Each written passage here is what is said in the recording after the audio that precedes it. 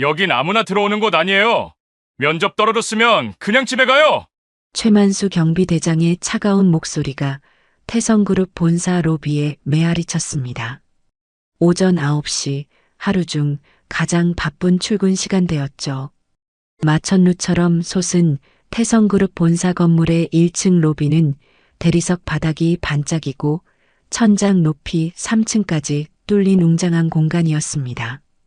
고급 정장을 차려입은 임원들과 직원들이 분주하게 오가는 가운데 한 여성이 조용히 서 있었습니다.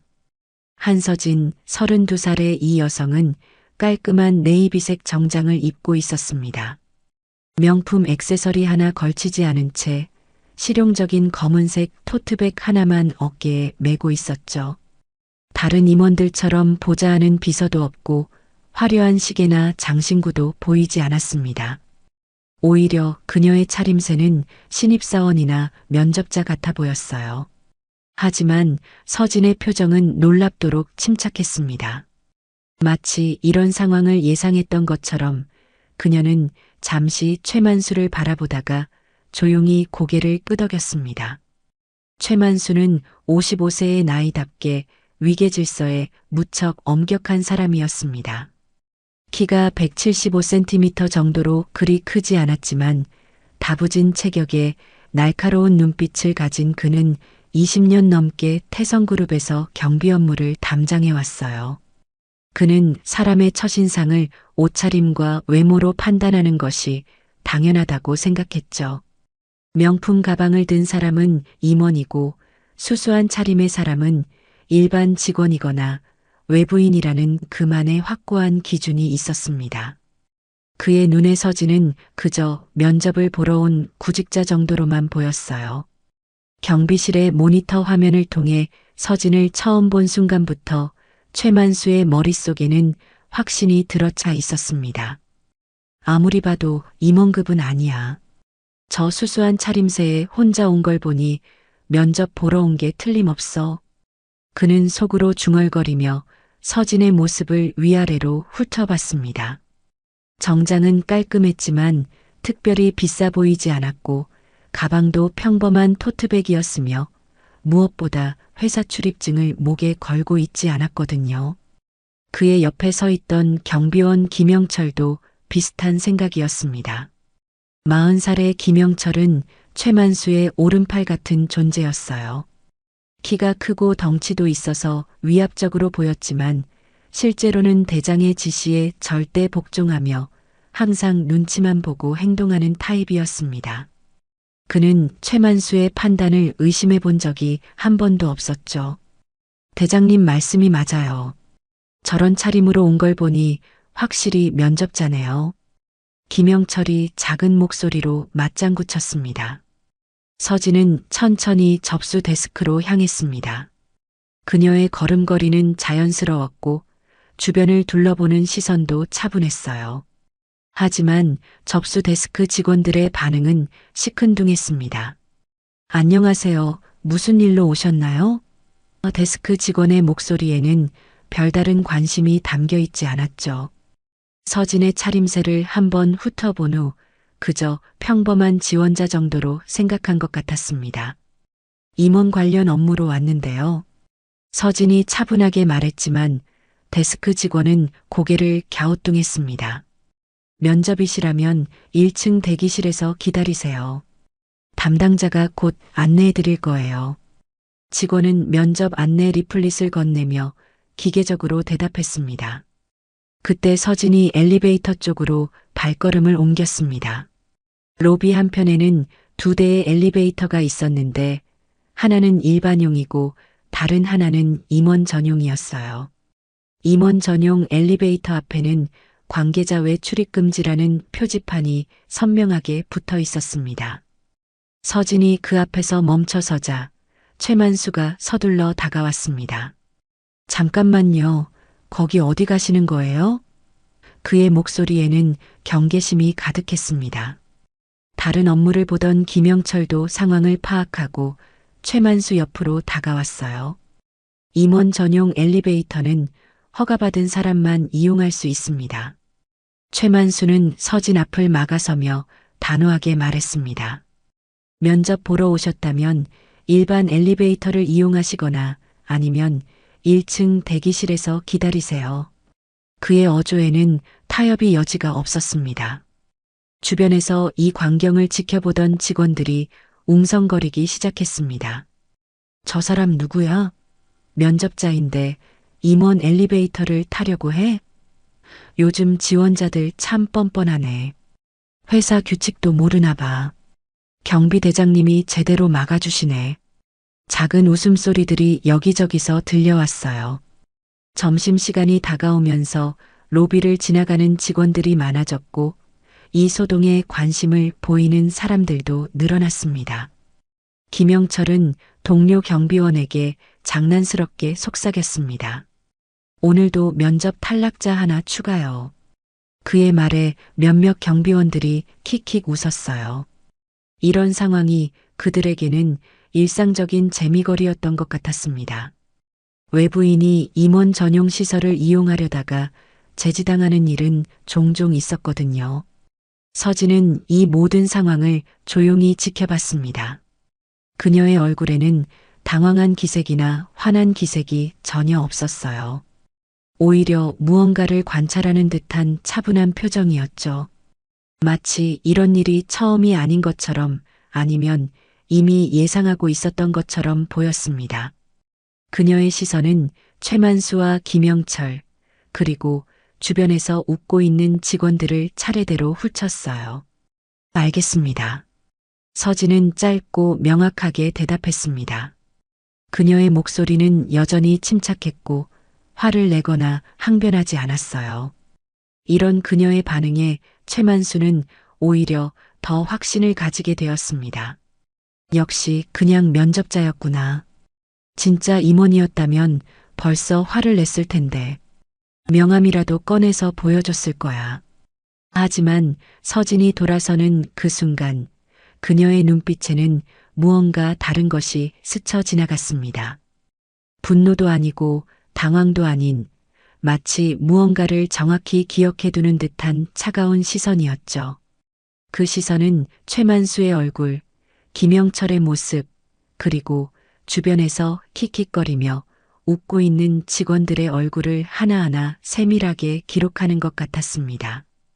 김영철은 분위기가 무르익었다고 생각했는지 더욱 장난스럽게 굴기 시작했습니다.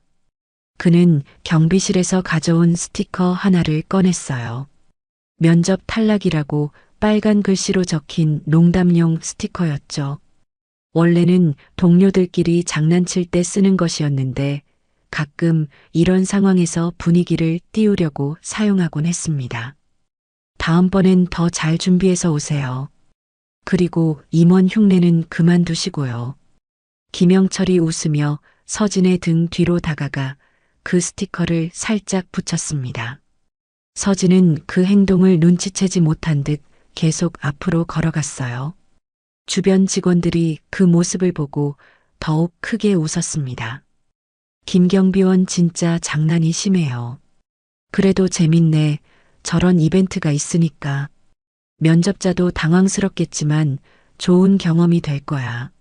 로비는 웃음소리와 수군거리는 소리로 가득했습니다. 서진은 등에 스티커가 붙은 것도 모른 채 천천히 로비를 가로질러 걸었습니다. 그녀의 발걸음은 여전히 침착했고 자세도 흔들리지 않았어요. 마치 이 모든 일이 계획의 일부인 것처럼 자연스러웠습니다. 하지만 그 순간 로비 위 15층 회장실에서는 누군가가 이 모든 상황을 내려다보고 있었습니다. 서진이 로비를 벗어나려는 그 순간 또 다른 인물이 등장했습니다. 부사장 김도연이 임원 전용 엘리베이터에서 내려오고 있었거든요. 48살의 김도연은 태성그룹에서 상당한 영향력을 가진 인물이었습니다.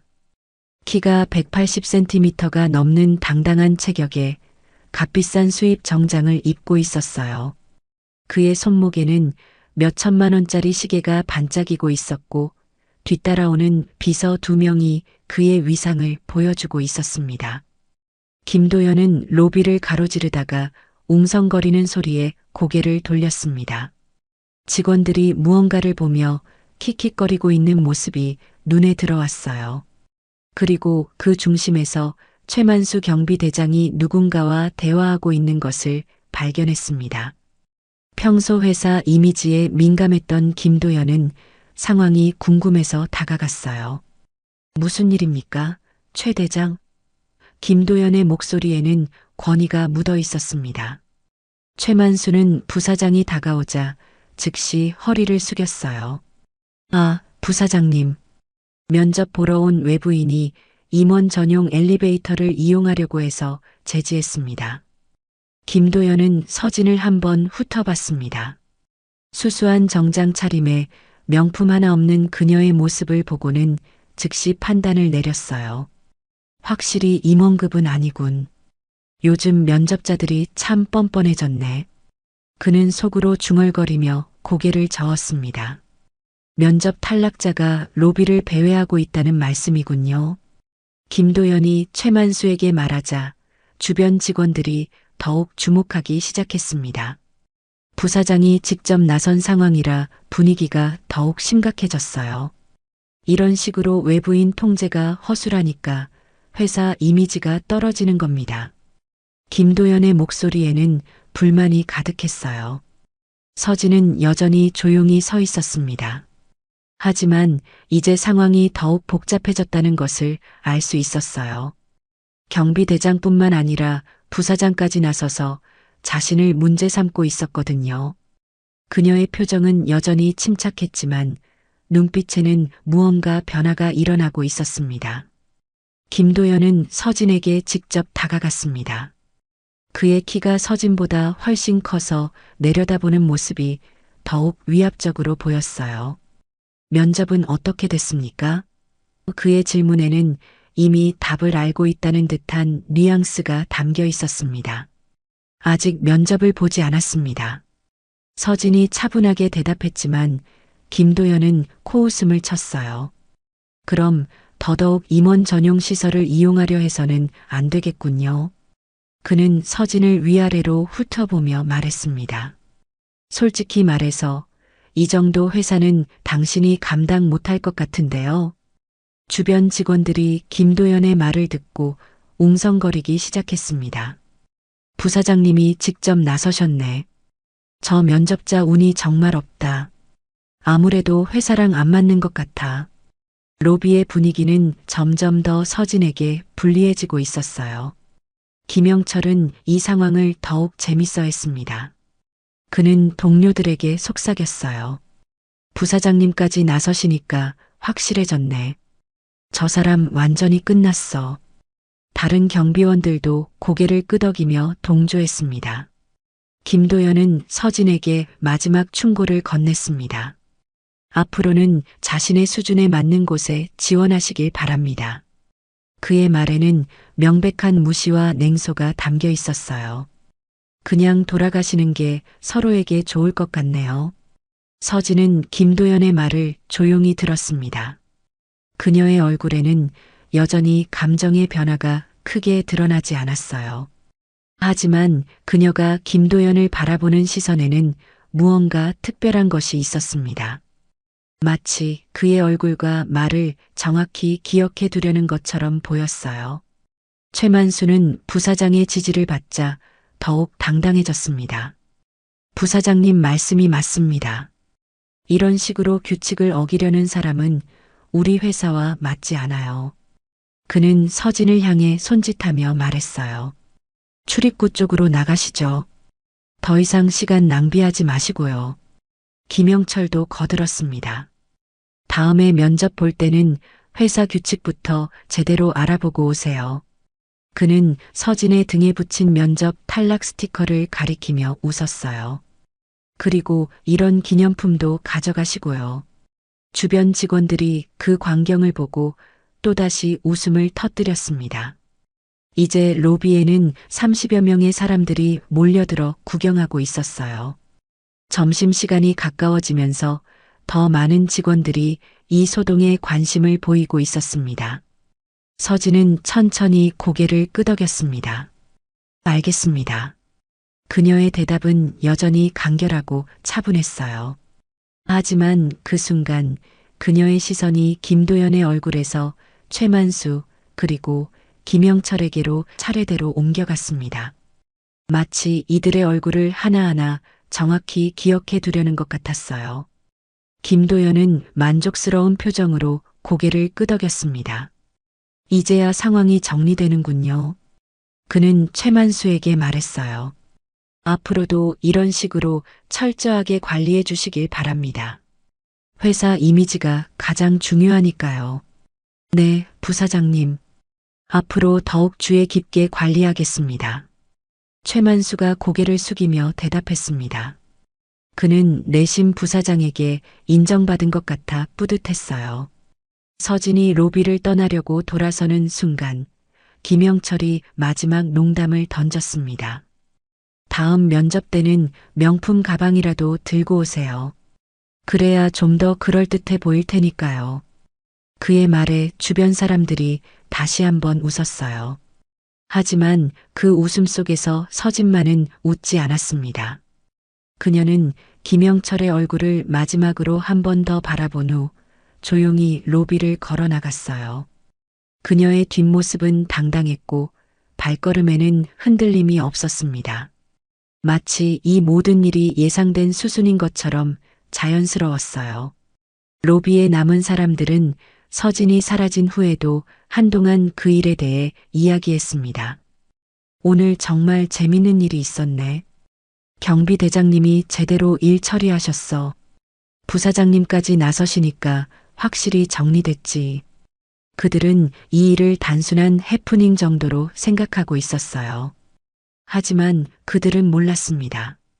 이 순간 15층 회장실에서는 중요한 준비가 진행되고 있다는 것을요. 그리고 오늘 오후 3시에 발표될 소식이 이 모든 상황을 완전히 바꿔놓을 것이라는 사실도 말이에요. 서진이 로비를 떠난 지 1시간쯤 지난 오전 11시 15층 회장실에서는 중요한 회의가 진행되고 있었습니다. 이사회 의장 윤성태가 넓은 집무실에서 창밖을 내려다보고 있었어요.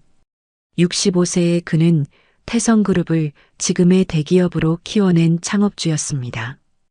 은발이 깔끔하게 정리된 그의 모습에서는 수십 년간 기업을 이끌어온 카리스마가 느껴졌어요. 오늘이 드디어 그날이군.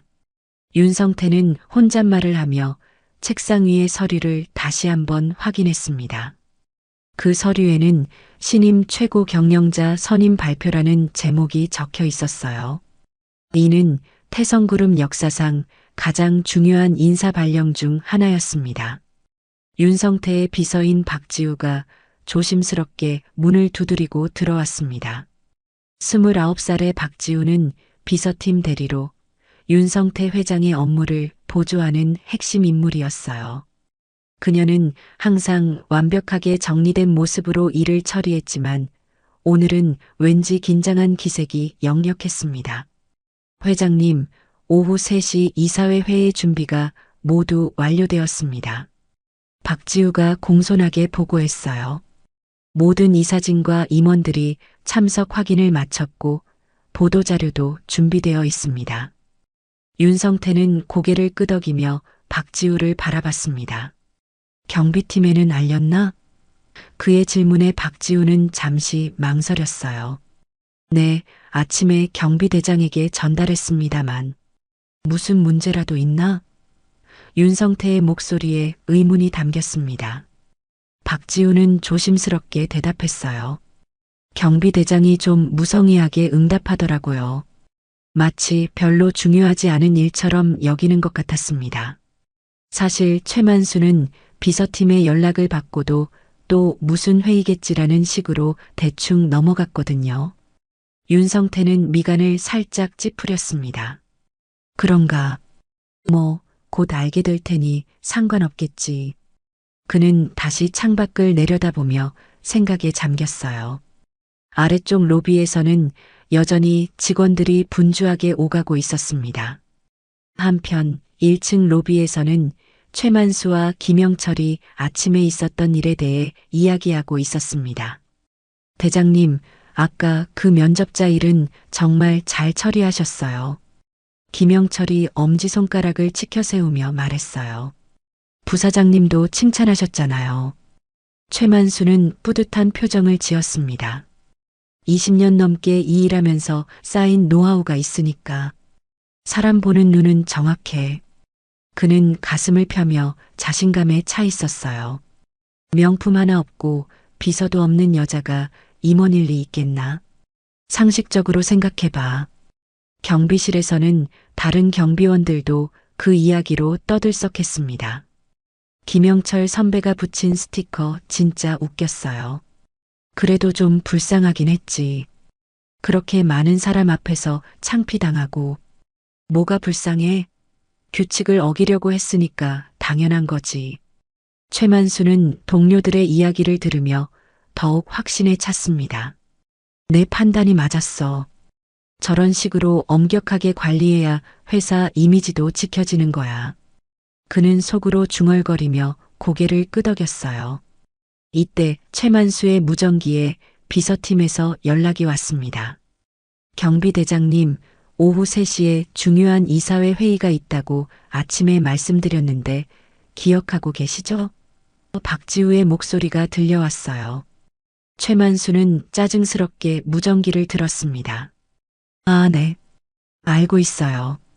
하지만 그의 어조에는 별로 신경 쓰지 않는다는 것이 드러났어요. 무슨 회의인지는 몰라도 경비는 평소대로 하면 되는 거 아닌가요? 혹시나 해서 다시 한번 알려드리는 건데 정말 중요한 발표가 있을 예정입니다. 박지우가 강조해서 말했지만 최만수는 대충 듣고 있었어요. 네네, 알겠습니다. 통화를 끝낸 최만수는 김영철에게 말했습니다. 또 무슨 회의래. 임원들이 하는 일은 회의뿐이야. 그는 코웃음을 치며 머리를 저었어요. 우리는 그냥 평소처럼 경비나 잘하면 돼. 김영철도 동조했습니다. 맞아요. 어차피 우리랑은 상관없는 일이니까요. 그들은 이 회의가 얼마나 중요한 것인지 전혀 모르고 있었어요. 한편 부사장 김도연은 자신의 사무실에서 오후 회의를 준비하고 있었습니다. 그는 아침에 있었던 일을 떠올리며 만족스러워했어요. 오늘 로비에서 외부인 통제를 확실히 했으니 회장님도 좋게 보실 거야. 김도연은 이 일이 자신에게 플러스가 될 것이라고 생각했습니다. 그는 비서에게 말했어요. 오늘 이사회에서 경비관리 개선에 대해 보고할 내용이 있어. 아침에 외부인 출입 관리를 철저히 했다고 말이야. 비서가 고개를 끄덕이며 메모했습니다. 김도연은 창밖을 내려다보며 생각했어요. 신임 최고 경영자가 누가 될지는 모르겠지만 내가 회사 보안에 신경 쓴다는 인상을 줄 수 있을 거야. 그는 이번 기회를 자신의 입지를 강화하는 데 활용하려고 했습니다. 이사회 회의실에서는 직원들이 분주하게 준비 작업을 하고 있었습니다. 길다란 회의 테이블에는 각 이사의 자리가 정해져 있었고 정면에는 프로젝터가 설치되어 있었어요. 오늘 발표될 내용은 태성그룹의 미래를 좌우할 만큼 중요한 것이었습니다. 박지우는 회의실을 점검하며 마지막 준비를 확인했습니다. 신임 최고 경영자님이 어떤 분일까? 그녀는 궁금했지만 아직 그 정체를 모르고 있었어요. 윤성태 회장만이 그 비밀을 알고 있었거든요. 시간은 점점 흘러 오후 2시가 되어 갔습니다. 로비에서는 여전히 직원들이 평상시와 다름없이 업무를 보고 있었어요. 최만수와 김영철도 일상적인 경비 업무를 계속하고 있었습니다. 하지만 그들은 모르고 있었습니다. 1시간 후면 그들이 아침에 쫓아낸 그 여성이 다시 이 건물에 나타날 것이라는 사실을요. 그리고 그때는 상황이 완전히 달라져 있을 것이라는 점도 말입니다. 윤성태 회장은 시계를 보며 미소를 지었습니다. 이제 1시간 남았군. 모든 게 제대로 진행될 거야. 그는 확신에 찬 목소리로 혼잣말했어요. 오후 2시 30분 태성그룹 본사 로비는 평상시와 다름없이 분주했습니다. 점심시간이 끝나고 직원들이 하나둘씩 돌아오면서 엘리베이터 앞에는 긴 줄이 생겼어요. 최만수는 경비실에서 모니터를 보며 일상적인 업무를 계속하고 있었습니다. 아침에 있었던 면접자 추방 사건은 이미 그의 머릿속에서 성공적인 업무 처리로 기록되어 있었어요. 김영철, 오늘 정말 깔끔하게 일 처리했지? 최만수가 만족스러운 표정으로 말했습니다. 부사장님도 칭찬하셨으니까 확실히 잘한 거야. 김영철은 동료들에게 자랑스럽게 말했어요. 여러분도 봤잖아요. 저 면접 탈락 스티커 붙이는 거 분위기 완전히 살렸죠? 다른 경비원들이 웃으며 고개를 끄덕였습니다. 그들에게는 그저 재밌었던 에피소드 정도로 기억되고 있었어요. 하지만 최만수는 몰랐습니다. 지금 이 순간에도 비서팀에서는 그에게 여러 번 연락을 시도하고 있다는 것을요. 박지우는 무전기로 계속 호출하고 있었지만 최만수는 바쁘다는 핑계로 제대로 응답하지 않았습니다. 경비대장님, 정말 중요한 일이니까 꼭 기억해 주세요. 박지우의 간절한 목소리가 무전기에서 흘러나왔지만 최만수는 귀찮다는 듯이 대답했어요. 네네, 알았다니까요. 3시 회의 있다는 거 말이죠. 그는 무전기를 끄고 김영철에게 투덜댔습니다. 비서팀에서 자꾸 뭐라고 하네. 회의가 그렇게 중요한가? 김영철도 어깨를 으쓱하며 맞장구 쳤어요. 우리는 그냥 로비 지키고 있으면 되는 거 아닌가요? 이때 부사장 김도연이 사무실에서 내려와 로비를 지나가고 있었습니다. 그는 최만수를 보고 손을 흔들며 다가왔어요. 최 대장, 오늘 아침 일 정말 잘했어요.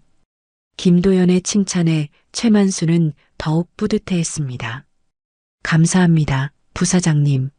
앞으로도 더욱 철저하게 관리하겠습니다. 최만수가 고개를 숙이며 대답했어요. 김도연은 만족스러운 표정으로 고개를 끄덕였습니다. 그런데 오늘 오후 3시에 중요한 이사회가 있다는 거 알고 계시죠? 김도연이 물어보자 최만수는 건성으로 대답했어요. 네, 들었습니다. 평소처럼 경비 업무 잘하고 있겠습니다. 김도연은 좀 더 구체적으로 설명했습니다. 신임 최고 경영자 발표가 있을 예정이에요. 아마 외부에서 오는 분일 거예요. 하지만 최만수는 별로 관심 없다는 듯이 듣고 있었어요. 아, 그렇군요. 그럼 더욱 보안에 신경 써야겠네요. 김도연은 최만수의 반응에 만족했습니다. 그렇죠. 오늘 아침처럼 외부인 통제를 철저히 해주세요. 그는 아침에 서진을 쫓아낸 일을 높이 평가하고 있었어요. 그런 식으로 관리해야 회사 이미지가 좋아지는 거니까요. 두 사람이 대화하는 동안 김영철은 동료들과 함께 아침 일화를 다시 한번 이야기하고 있었습니다. 진짜 웃겼잖아요. 면접자가 임원 엘리베이터를 타려고 하다니. 그것도 부사장님 앞에서 말이야. 스티커 붙이는 거 완전 대박이었어. 그들의 웃음소리가 로비에 퍼졌습니다. 다른 직원들도 그 이야기를 들으며 피식피식 웃었어요. 아침에 그 사건은 이미 회사 내 유명한 에피소드가 되어 있었습니다. 한편 15층에서는 윤성태 회장이 마지막 점검을 하고 있었습니다. 그는 박지우에게 확인했어요. 모든 준비가 끝났나? 네, 회장님. 이사진 분들도 모두 도착하셨고 보도자료도 준비되어 있습니다. 윤성태는 시계를 보며 미소를 지었습니다. 이제 20분 남았군. 정말 역사적인 순간이 될 거야. 그의 목소리에는 기대감이 가득했어요. 박지우는 조심스럽게 물어봤습니다. 회장님, 신임 최고 경영자분이 정말 오실까요? 아직 연락이. 윤성태가 손을 흔들며 말했어요. 걱정하지 마. 반드시 올 거야. 그분은 약속을 어기는 사람이 아니니까. 이사회 회의실에서는 임원들이 하나둘씩 모여들고 있었습니다. 각 분야의 전문가들과 이사진들이 자리를 잡고 앉았어요. 모두들 오늘 발표될 신임 최고 경영자가 누구인지 궁금해하고 있었습니다. 과연 누가 될까요? 외부 영입이라는 소문이 있던데, 아니면 내부 승진일 수도 있고요. 이사들 사이에서는 추측이 난무했습니다. 부사장 김도연도 회의실로 향하고 있었습니다. 그는 아침에 있었던 보안 관리건을 보고할 생각에 들떠 있었어요. 오늘 정말 좋은 인상을 줄 수 있을 거야. 그는 자신감에 차서 회의실 문을 열었습니다. 로비에서는 최만수와 김영철이 여전히 여유롭게 대화하고 있었습니다. 이제 곧 3시네. 임원들이 회의하러 올라갈 시간이야. 최만수가 시계를 보며 말했어요. 우리는 그냥 평소처럼 하면 돼. 김영철이 고개를 끄덕였습니다. 맞아요. 어차피 우리 일은 로비 지키는 거니까. 그들은 이 회의가 자신들에게 어떤 영향을 미칠지 전혀 예상하지 못하고 있었어요. 시간은 계속 흘러 오후 2시 50분이 되었습니다. 이제 10분 후면 태성그룹 역사상 가장 중요한 발표 중 하나가 시작될 예정이었어요. 하지만 로비의 최만수와 김영철은 여전히 아무것도 모른 채 일상적인 대화를 나누고 있었습니다. 윤성태 회장은 회의실로 향하며 마지막으로 로비를 내려다봤습니다. 곧 모든 것이 밝혀질 거야. 그의 눈빛에는 확신이 가득했어요. 그리고 그 순간 태성그룹 본사 건물 입구에서는 한 여성이 다시 모습을 드러내고 있었습니다. 아침과 똑같은 네이비색 정장을 입은 서진이 천천히 로비로 들어오고 있었어요. 하지만 이번에는 상황이 완전히 달랐습니다. 오후 2시 55분 서진이 다시 태성그룹 본사 로비에 나타났습니다. 아침과 똑같은 네이비색 정장 차림이었지만 이번에는 무언가 달랐어요.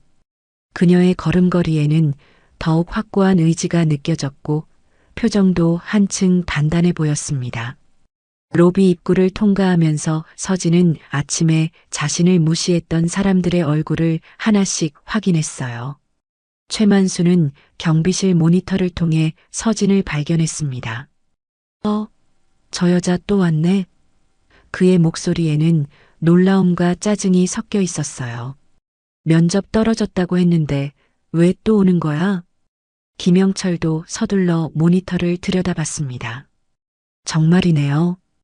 아침에 그렇게 창피당했는데도 또 와. 그는 믿을 수 없다는 듯이 머리를 저었어요.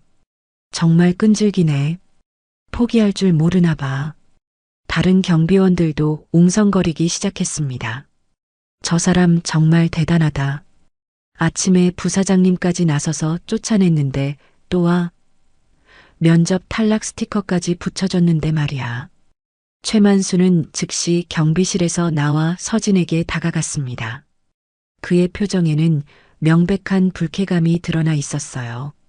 아가씨, 아침에 뭐라고 했는지 기억 안 나세요? 그의 목소리는 아침보다 더욱 날카로웠습니다. 서진은 침착하게 최만수를 바라봤습니다. 기억하고 있습니다.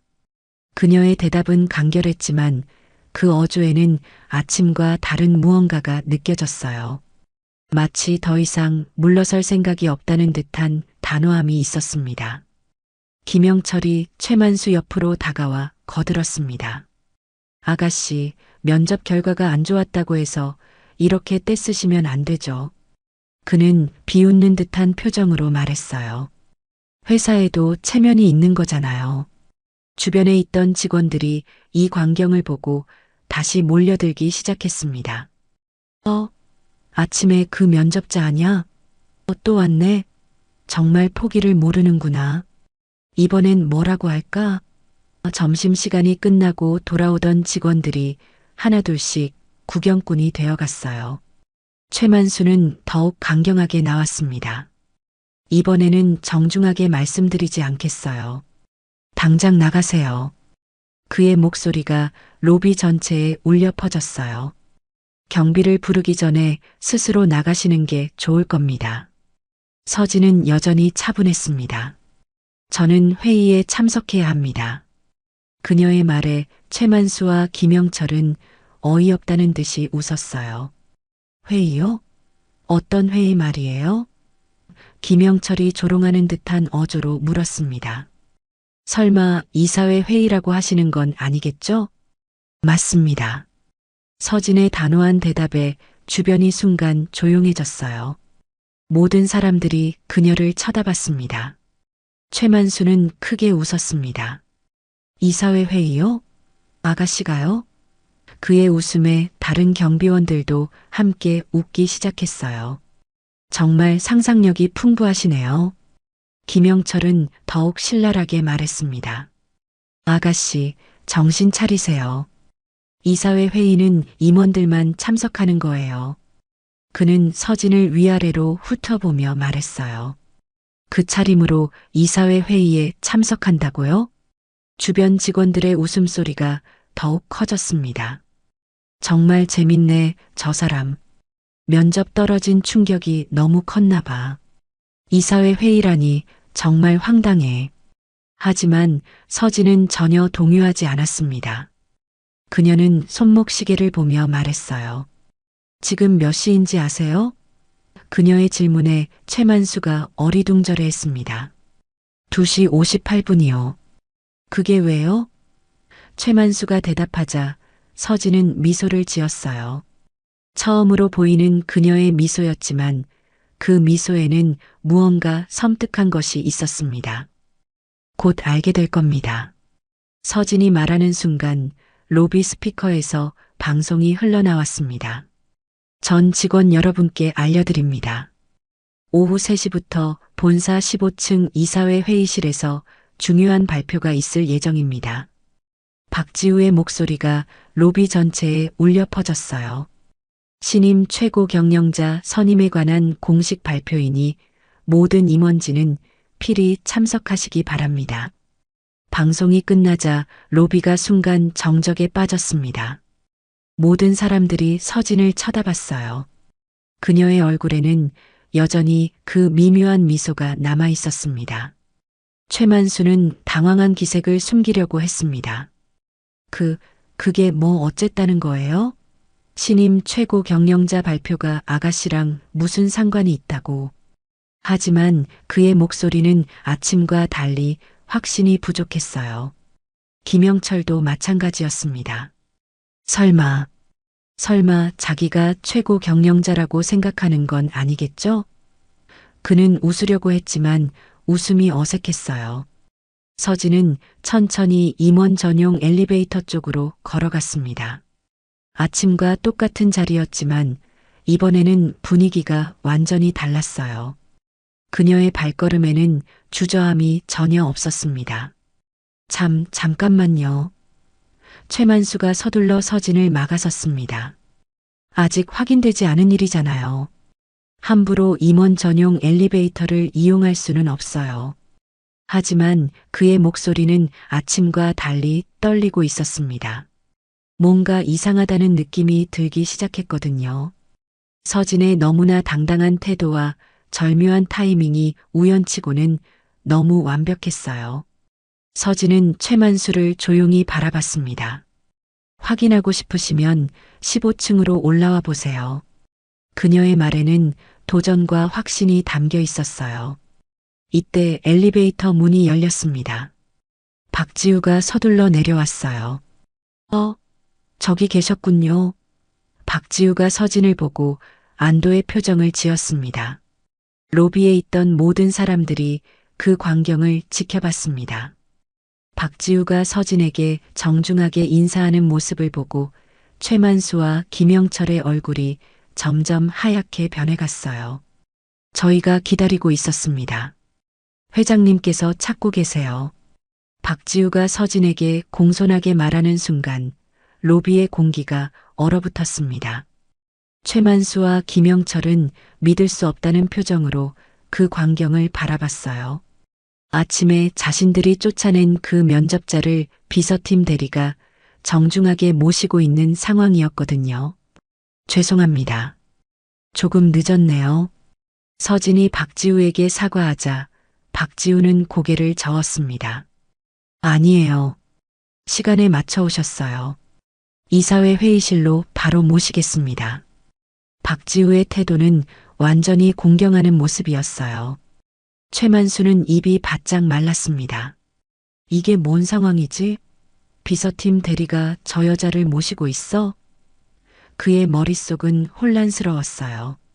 아침에 자신이 확신했던 판단이 흔들리기 시작했습니다. 김영철은 더욱 당황했습니다. 그는 아침에 서진의 등에 면접 탈락 스티커를 붙였던 자신의 행동을 떠올렸어요. 설마 진짜로. 그의 얼굴이 창백해졌습니다. 주변 직원들도 웅성거리기 시작했습니다. 저 사람이 누구지? 비서팀 대리가 저렇게 공손하게 대하는 걸 보니 혹시 정말 중요한 사람인가? 로비의 분위기가 급격히 바뀌고 있었어요. 박지우는 서진을 임원 전용 엘리베이터로 안내했습니다.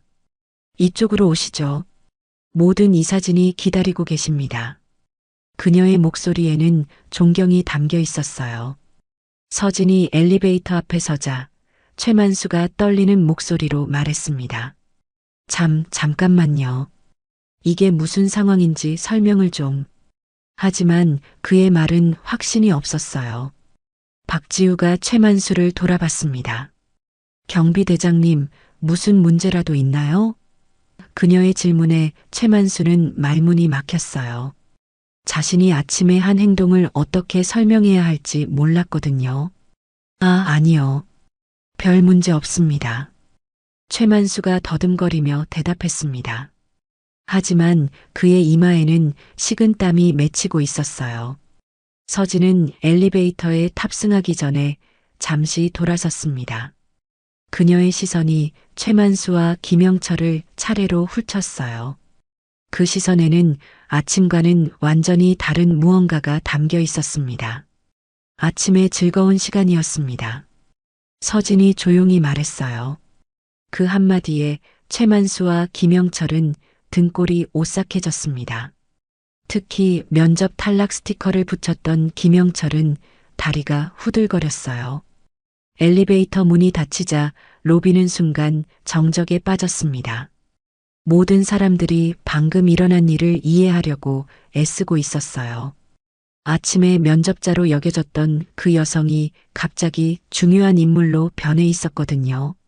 최만수는 김영철을 불렀습니다. 김영철, 이거 뭔가 잘못된 것 같은데. 그의 목소리는 떨리고 있었어요. 김영철도 마찬가지였습니다. 대장님, 저 스티커, 제가 붙인 스티커. 그는 자신이 한 행동이 돌이킬 수 없는 실수였을지도 모른다는 생각에 두려워했어요. 다른 경비원들도 불안해하기 시작했습니다. 우리가 아침에 한 행동들이 혹시 정말 중요한 사람이었던 건 아닐까?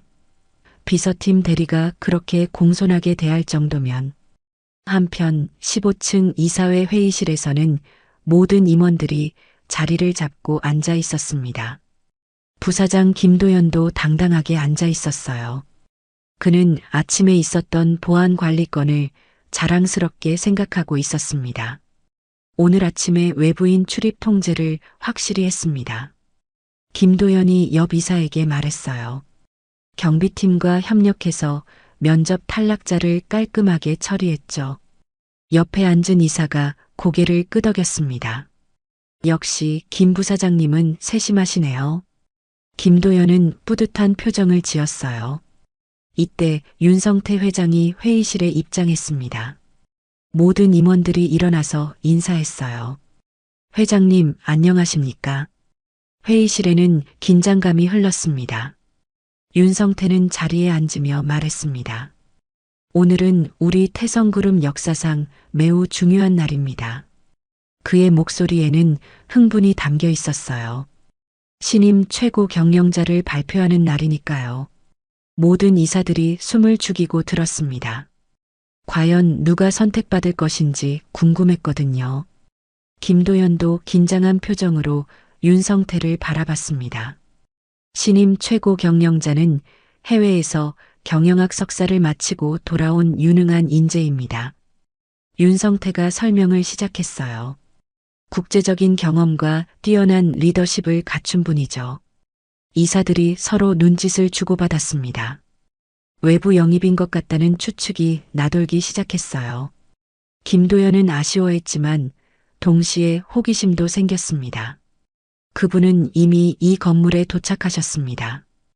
윤성태의 말에 모든 이사들이 주목했어요. 곧 이 회의실로 오실 예정입니다. 바로 그때 회의실 문이 열렸습니다. 박지우가 먼저 들어오고 그 뒤를 따라 한 여성이 당당하게 입장했어요. 깔끔한 네이비색 정장을 입은 서진이었습니다. 회의실이 순간 조용해졌습니다. 모든 이사들의 시선이 서진에게 집중되었어요. 하지만 그 중에서도 김도연의 반응은 특별했습니다. 그의 얼굴이 순식간에 하얗게 변했거든요. 저 사람은 김도연이 중얼거렸습니다. 아침에 자신이 무시하고 쫓아낸 바로 그 여성이 이사회 회의실에 당당하게 서 있었어요. 윤성태가 자리에서 일어났습니다. 여러분, 우리 태성그룹의 신임 최고 경영자를 소개합니다. 그의 목소리가 회의실에 울려 퍼졌어요. 한서진 대표입니다. 그 순간 김도연의 세상이 무너지는 것 같았습니다. 한서진 대표입니다. 윤성태 회장의 소개가 끝나자 회의실은 완전한 정적에 빠졌습니다. 모든 이사들이 서진을 바라봤지만 그 중에서도 김도연의 얼굴은 창백했어요. 자신이 아침에 이 정도 회사는 당신이 감당 못할 것 같다고 말했던 바로 그 여성이 신임 최고 경영자로 서 있었거든요. 서진은 차분하게 회의실을 둘러봤습니다. 그녀의 시선이 김도연에게 머물렀을 때 김도연은 목구멍이 매는 것을 느꼈어요. 아침의 모든 순간들이 생생하게 떠올랐습니다. 면접 탈락자가 로비를 배회하고 있다. 그냥 돌아가시는 게 서로에게 좋을 것 같다는 자신의 말들이 귓가에 맴돌았어요.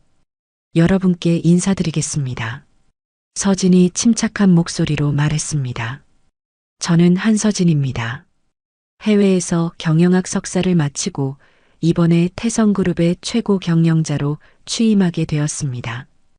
이사들이 하나둘씩 박수를 치기 시작했습니다. 하지만 김도연만은 손을 들어올릴 수가 없었어요. 그의 머릿속은 완전히 혼란스러웠습니다. 이게 무슨 일이지? 아침에 그 면접자가 최고 경영자라고? 서진은 계속해서 말했습니다. 오늘 아침 저는 이 회사의 첫인상을 직접 경험해 볼 기회가 있었습니다. 그녀의 말에 김도연의 심장이 쿵쾅거리기 시작했어요. 설마 아침 일을 이야기하려는 건 아니겠지만 불안한 예감이 들었습니다. 평범한 외부인으로서 이 건물에 들어섰을 때 우리 직원들이 어떻게 대응하는지 관찰할 수 있었죠. 서진의 목소리는 여전히 차분했지만 회의실의 긴장감은 높아지고 있었어요. 윤성태 회장이 미소를 지으며 말했습니다. 서진 대표는 실제 상황에서 우리 회사를 체험해보고 싶어 했습니다. 그의 설명에 이사들이 고개를 끄덕였어요. 그래서 신분을 숨기고 직접 와본 것이죠. 김도연의 얼굴에서 핏기가 완전히 사라졌습니다. 이제 상황이 완전히 이해되었거든요. 아침에 자신이 얼마나 큰 실수를 했는지 깨달았어요.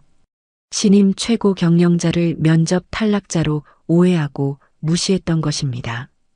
특히 인상 깊었던 것은 경비팀의 대응이었습니다. 서진이 말하자 김도연의 등에 식은땀이 흘렀어요. 면접을 보러 온 외부인이라고 판단하고는 임원 전용 엘리베이터 이용을 제지했죠. 이사들이 웅성거리기 시작했습니다. 그런 일이 있었나요? 경비팀에서 그렇게 했다고요? 김도연은 자리에서 일어나고 싶었지만 다리에 힘이 들어가지 않았어요. 서진은 주머니에서 무언가를 꺼냈습니다. 빨간 글씨로 면접 탈락이라고 적힌 스티커였어요. 아침에 김영철이 그녀의 등에 붙였던 바로 그 스티커였습니다. 이런 기념품도 받았고요. 회의실이 순간 조용해졌습니다. 모든 이사들이 그 스티커를 바라봤어요. 상황의 심각성이 점점 드러나고 있었습니다. 김도연은 더 이상 견딜 수 없었습니다. 저기 대표님. 그가 떨리는 목소리로 말하려 하자 서진이 그를 바라봤어요. 김도연 부사장님이시죠? 서진의 목소리는 여전히 차분했지만 그 시선에는 차가운 무언가가 있었어요. 아침에 많은 조언을 해주셨죠. 김도연은 입술이 바싹 말랐습니다. 그때는 제가 몰라서. 하지만 변명이 되지 않는다는 것을 그도 알고 있었어요. 이 정도 회사는 당신이 감당 못할 것 같다고 하셨죠. 서진이 김도연의 말을 그대로 인용했어요. 그냥 돌아가시는 게 서로에게 좋을 것 같다고도 하셨고요. 다른 이사들이 김도연을 바라봤습니다. 그들의 시선에는 놀라움과 실망이 섞여 있었어요. 신임 최고 경영자에게 그런 말을 했다는 것이 믿어지지 않았거든요. 윤성태 회장이 심각한 표정으로 말했습니다. 김 부사장, 이게 사실입니까?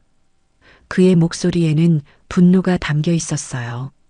김도연은 더 이상 변명할 수 없었습니다. 죄송합니다. 정말 죄송합니다. 그는 자리에서 일어나 깊게 고개를 숙였어요. 제가 판단을 잘못했습니다. 서진은 김도연을 조용히 바라봤습니다. 부사장님뿐만 아니라 경비팀의 반응도 흥미로웠습니다. 그녀가 계속 말하자 회의실의 분위기가 더욱 무거워졌어요. 특히 최만수 경비대장과 김영철 경비원의 대응 방식이 인상적이었죠. 이사들이 서로 눈짓을 주고받았습니다. 이제 문제가 부사장만의 일이 아니라는 것이 분명해졌어요. 경비팀 전체의 태도에 문제가 있었던 것 같았습니다. 여긴 아무나 들어오는 곳 아니다. 면접 떨어졌으면 그냥 집에 가라는 말들을 들었습니다. 서진의 목소리는 여전히 침착했지만 그 내용은 충격적이었어요. 그리고 스티커까지 붙여주는 친절함도 경험했고요. 한 이사가 분노를 참지 못하고 말했습니다. 이건 정말 심각한 문제입니다. 신임 최고 경영자에게 이런 대우를 했다니. 다른 이사들도 고개를 끄덕이며 동조했어요. 서진은 회의 테이블 앞으로 걸어갔습니다. 저는 이 경험을 통해 우리 회사의 현실을 정확히 파악할 수 있었습니다. 그녀의 말에 모든 이사들이 주목했어요. 겉모습과 선입견으로 사람을 판단하는 문화가 얼마나 뿌리 깊은지 알 수 있었죠. 윤성태 회장이 엄숙하게 말했습니다. 이런 일이 다시는 일어나서는 안 됩니다. 그의 목소리에는 확고한 의지가 담겨 있었어요. 서진은 고개를 끄덕이며 말했습니다. 저의 첫 번째 업무는 이 문제를 해결하는 것이 될 것 같습니다. 그녀의 시선이 다시 김도연에게 향했어요. 정확한 판단력을 가진 사람들과 함께 일하고 싶습니다. 김도연은 자신의 운명이 결정되는 순간임을 알 수 있었습니다. 이제 구체적인 조치를 말씀드리겠습니다. 서진이 회의실에서 최종 발언을 시작했습니다. 모든 이사들이 숨을 죽이고 들었어요. 김도연은 자리에 앉아 있지만 이미 패배감에 젖어 있었습니다. 먼저 경비업체와의 계약을 즉시 해지하겠습니다. 서진의 첫 번째 결정이 발표되자 회의실이 조용해졌어요. 최만수 경비대장과 김영철 경비원의 오늘 행동은 우리 회사의 가치와 맞지 않습니다. 윤성태 회장이 고개를 끄덕였습니다. 적절한 조치라고 생각합니다. 그의 지지에 다른 이사들도 동조했어요. 새로운 경비팀은 사람의 겉모습이 아니라 태도와 예의를 먼저 보는 곳으로 선정하겠습니다. 서진이 계속 말하자 이사들이 박수를 쳤어요.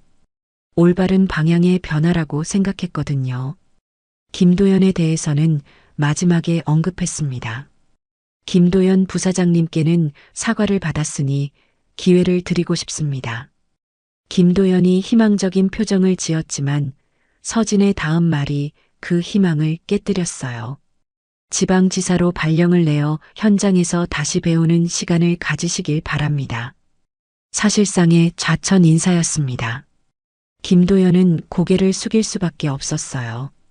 자신이 저지른 실수의 대가였습니다. 회의가 끝나고 서진은 박지우와 함께 엘리베이터를 타고 1층으로 내려갔습니다. 이제 로비에서 직접 경비팀에게 통보할 차례였어요.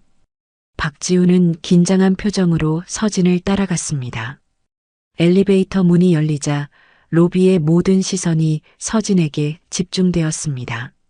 최만수와 김영철은 경비실 근처에서 불안하게 서 있었어요.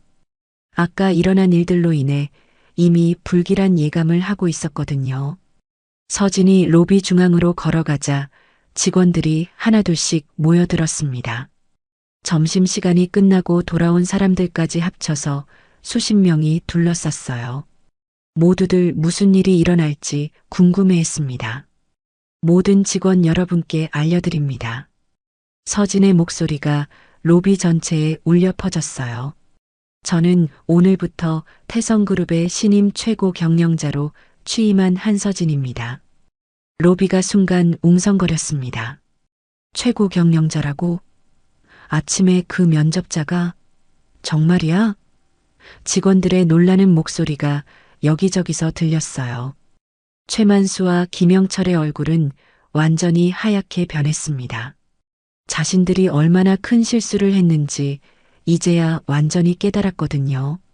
새로운 최고 경영자를 면접 탈락자로 취급하고 모욕했던 것입니다. 오늘 아침 저는 평범한 외부인으로서 이 회사를 처음 경험해 봤습니다. 서진이 계속 말하자 로비가 조용해졌어요. 그 과정에서 우리 회사의 진짜 모습을 볼 수 있었습니다. 김영철은 다리가 후들거렸습니다. 자신이 붙인 면접 탈락 스티커 일이 떠올랐어요. 최고 경영자에게 그런 짓을 했다니 생각만 해도 끔찍했습니다. 경비대장 최만수 씨와 경비원 김영철 씨, 서진이 두 사람의 이름을 호명하자 그들은 떨리는 다리로 앞으로 나왔어요. 주변 직원들의 시선이 집중되는 가운데 그들은 고개를 들 수 없었습니다.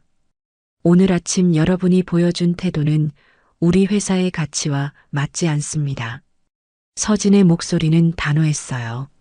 사람을 겉모습으로 판단하고 예의 없이 대하는 것은 절대 용납할 수 없습니다. 최만수가 떨리는 목소리로 말했습니다. 죄송합니다. 정말 몰라서. 하지만 변명이 될 수 없다는 것을 그도 알고 있었어요. 김영철은 아예 말을 할 수 없었습니다. 스티커를 붙인 일이 너무나 부끄러웠거든요. 그는 바닥만 바라보며 서 있었어요. 따라서 경비업체와의 계약을 즉시 해지합니다. 서진의 최종 통보가 떨어졌어요. 오늘부로 최만수 경비대장과 김영철 경비원은 업무에서 제외됩니다. 로비에 있던 사람들이 웅성거렸습니다. 상황이 이렇게까지 심각할 줄은 몰랐거든요.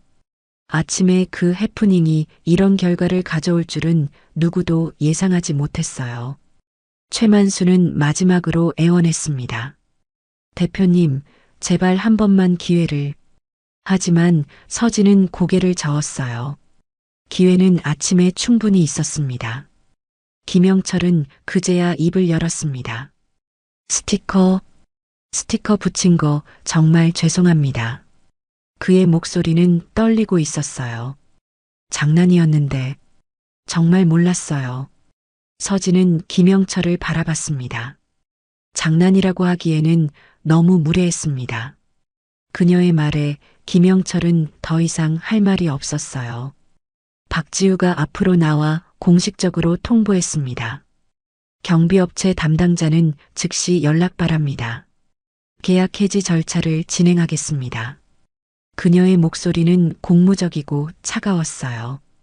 최만수와 김영철은 자신들의 물건을 챙기기 위해 경비실로 향했습니다. 20여 년간 일했던 자리를 떠나야 하는 순간이었어요. 동료 경비원들도 어쩔 줄 몰라 하며 그들을 바라봤습니다. 서진은 로비에 있는 모든 직원들을 둘러봤습니다. 앞으로 우리 태성그룹은 사람의 가치를 제대로 보는 회사가 되겠습니다. 그녀의 목소리에는 확신이 담겨 있었어요. 겉모습이 아니라 인품과 능력으로 사람을 판단하는 문화를 만들어 가겠습니다. 직원들이 박수를 치기 시작했습니다. 새로운 최고 경영자의 철학에 공감했거든요. 로비는 희망적인 분위기로 바뀌고 있었어요. 최만수와 김영철이 짐을 들고 로비를 지나갔습니다. 그들의 뒷모습은 쓸쓸했어요. 하지만 자신들이 저지른 실수의 대가였습니다. 서진은 그들을 마지막으로 바라봤습니다. 다음 직장에서는 사람을 더 존중하며 일하시기 바랍니다. 그녀의 마지막 조언이었어요. 로비를 떠나는 최만수와 김영철을 보며 직원들은 조용해졌습니다. 하지만 이것이 끝이 아니라 새로운 시작이라는 것을 모두가 알 수 있었어요. 태성그룹에는 이제 진정한 변화가 시작될 것이었습니다. 서진이 임원 전용 엘리베이터로 향하며 마지막으로 말했습니다. 사람의 진짜 가치를 보는 눈, 그것이 우리가 가져야 할 진정한 실력입니다. 이렇게 태성그룹의 새로운 역사가 시작되었습니다. 겉모습이 아닌 진정한 가치로 사람을 평가하는 회사로 거듭나는 첫걸음이었어요. 여긴 향수도 숨 참고 들어오는 곳이에요. 기름 냄새로 이미지 망치지 맙시다. 최미나 점장의 차가운 목소리가 라메종 백화점 명품관 복도에 날카롭게 울려 퍼졌습니다. 오전 11시 서울에서 가장 비싼 쇼핑몰이라 자부하는 이곳의 황금 시간대였죠. 샤넬과 구찌 매장 사이 알프리노 구두 매장 앞 복도 한켠에서 한 노인이 조용히 낡은 재봉틀을 펼치고 있었습니다. 72세의 한상구였습니다. 허름한 작업복에때가 낀 야구 모자를 눌러 쓴 채 무릎이 다해진 바지를 입고 앉아 있었죠. 손에는 20년은 좋게 써보인 바늘과 실이 들려 있었고 발밑에는 온갖 수선 도구들이 담긴 낡은 상자가 놓여 있었습니다. 그의 앞에는 한 켤레의 명품 구두가 놓여 있었는데 굿부분의 실밥이 살짝 풀어져 있는 상태였습니다. 실밥 한 올이 구두를 망칩니다. 한상구는 작은 목소리로 혼잣말하듯 중얼거리며 바늘을 실에 깨었습니다. 그의 손놀림은 놀라울 정도로 정교했죠. 마치 수십 년간 이 일만 해온 장인의 손처럼 보였습니다. 하지만 주변 사람들의 시선은 곱지 않았습니다. 최미나는 완벽하게 세팅된 금발 웨이브 머리에 화려한 명품 액세서리를 온몸에 걸치고 있었습니다.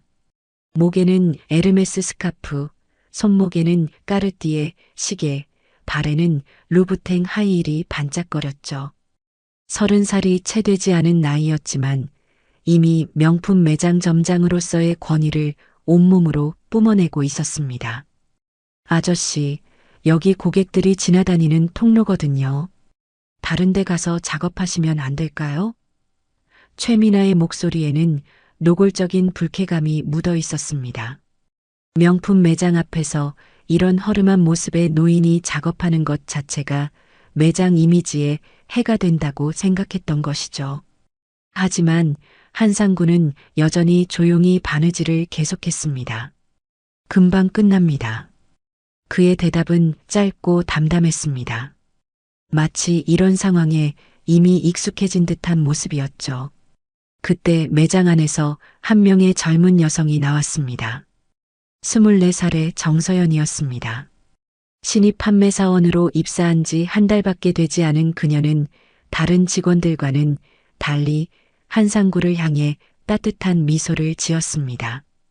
할아버지, 여기서 작업하시기 불편하시죠? 안쪽으로 모시겠습니다. 정서연은 정중하게 말하며 한상구에게 물 한 컵과 편안한 의자를 가져다 주었습니다. 단정한 정장 차림에 꾸미지 않은 청순한 얼굴의 그녀는 진심으로 노인을 배려하는 마음이 느껴졌죠. 고맙습니다. 한상구는 고개를 끄덕이며 정서연에게 감사 인사를 전했습니다. 그의 눈에는 따뜻함이 어려 있었죠. 하지만 다른 직원들의 반응은 달랐습니다. 서연아, 뭐 하는 거야? 매장 안에서 26살의 박도윤이 나왔습니다. 날카로운 눈매에 얇은 웃음을 자주 짓는 그는 정서연의 행동을 못마땅하게 바라봤죠. 판매사원으로서 최미나의 눈에 들기 위해 항상 노력하는 그였기에 점장이 불쾌해하는 상황에서 신입이 이런 행동을 하는 것이 못마땅했습니다. 도윤 오빠, 할아버지께서 구두 수선을 해주시고 계세요. 정서연은 당황스러워하며 대답했습니다. 구두 수선이라고? 여기가 시장 바닥인 줄 아세요? 박도윤은 한상구를 향해 비웃음을 지었습니다. 명품 구두 옆에서 길바닥 수선이라니 손님들이 오해하겠어요. 여긴 시장이 아니거든요. 한상구는 여전히 묵묵히 바느질을 계속했습니다. 그의 손끝에서 만들어지는 스티치는 완벽했죠. 마치 기계로 만든 것처럼 일정한 간격과 깊이를 유지하고 있었습니다. 하지만 주변 사람들은 그의 기술을 알아보지 못했습니다. 정말 민망하네요. 최미나는 팔짱을 끼고 한상구를 내려다봤습니다. 고객들이 뭐라고 생각하겠어요? 우리 매장 이미지가 어떻게 될 줄 아세요? 그때 매장 앞으로 몇 명의 고객들이 지나갔습니다. 모두 명품으로 온몸을 감싼 부유한 사람들이었죠. 그들은 한상구의 모습을 보고 수군거리기 시작했습니다. 저 할아버지 뭐 하는 거지? 명품 매장 앞에서 저런 일을 하다니. 좀 그렇네. 백화점에서 관리를 제대로 안 하나? 고객들의 수군거림을 들은 최미나의 표정이 더욱 굳어졌습니다. 박도윤 역시 기회를 놓치지 않고 한상구를 향해 더욱 신랄한 말을 쏟아냈죠. 아저씨, 정말 여기서 계속하실 건가요? 손님들 다 쳐다보고 계시는데요. 박도윤은 일부러 목소리를 크게 내며 주변 고객들이 들을 수 있도록 했습니다. 명품 매장에서 이런 바느질은 좀. 한상구는 바늘을 멈추고 천천히 고개를 들었습니다. 그의 눈빛에는 차분함이 있었지만 동시에 무언가 깊은 것이 숨어 있는 것 같았죠. 실밥 한 올이 구두를 망칩니다. 한상구는 다시 한번 같은 말을 반복했습니다. 신는 사람의 걸음을 생각해야죠. 걸음을 생각한다고요? 최미나는 코웃음을 쳤습니다. 아저씨, 이 단계 명품이면 저도 하루 만에 장인 되겠네요. 주변 고객들이 더욱 많이 몰려들기 시작했습니다. 구경거리가 생긴 것이죠. 최미나와 박도윤은 이런 상황을 더욱 견딜 수 없었습니다.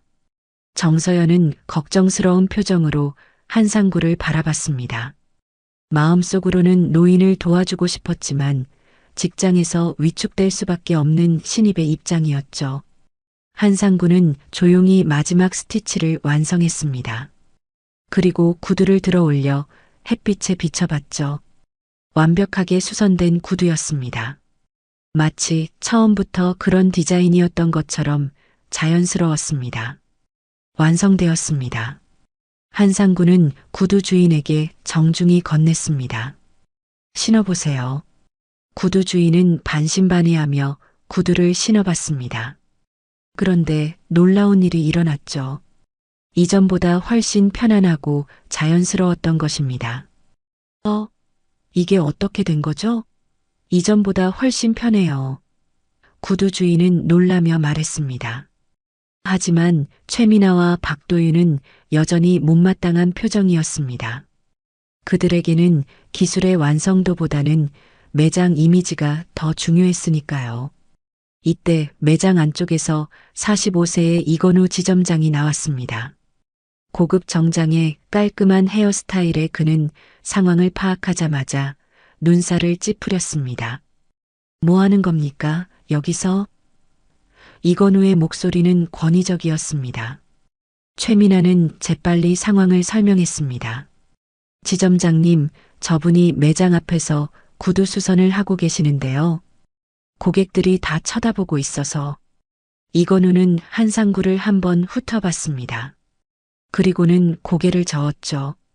민원만 안 들어오게 조용히 처리하세요. 이건우는 최민아에게 속삭이듯 말했습니다. 내일 VIP 행사도 있는데 이런 일로 시끄러우면 곤란해요. 한상구는 모든 상황을 지켜보고 있었습니다. 그의 표정에는 특별한 감정이 드러나지 않았지만 눈빛만은 깊어지고 있었죠. 마치 무언가를 평가하고 있는 것 같았습니다. 보안요원 불러주세요. 최민아의 지시가 떨어지자마자 분위기가 급변했습니다. 남해종 백화점의 보안요원 2명이 재빨리 나타나 한상구의 작업대 주변을 둘러쌌죠. 아저씨, 다른 곳으로 이동해 주셔야겠습니다. 보안요원의 말에 한상구는 조용히 고개를 끄덕였습니다. 알겠습니다.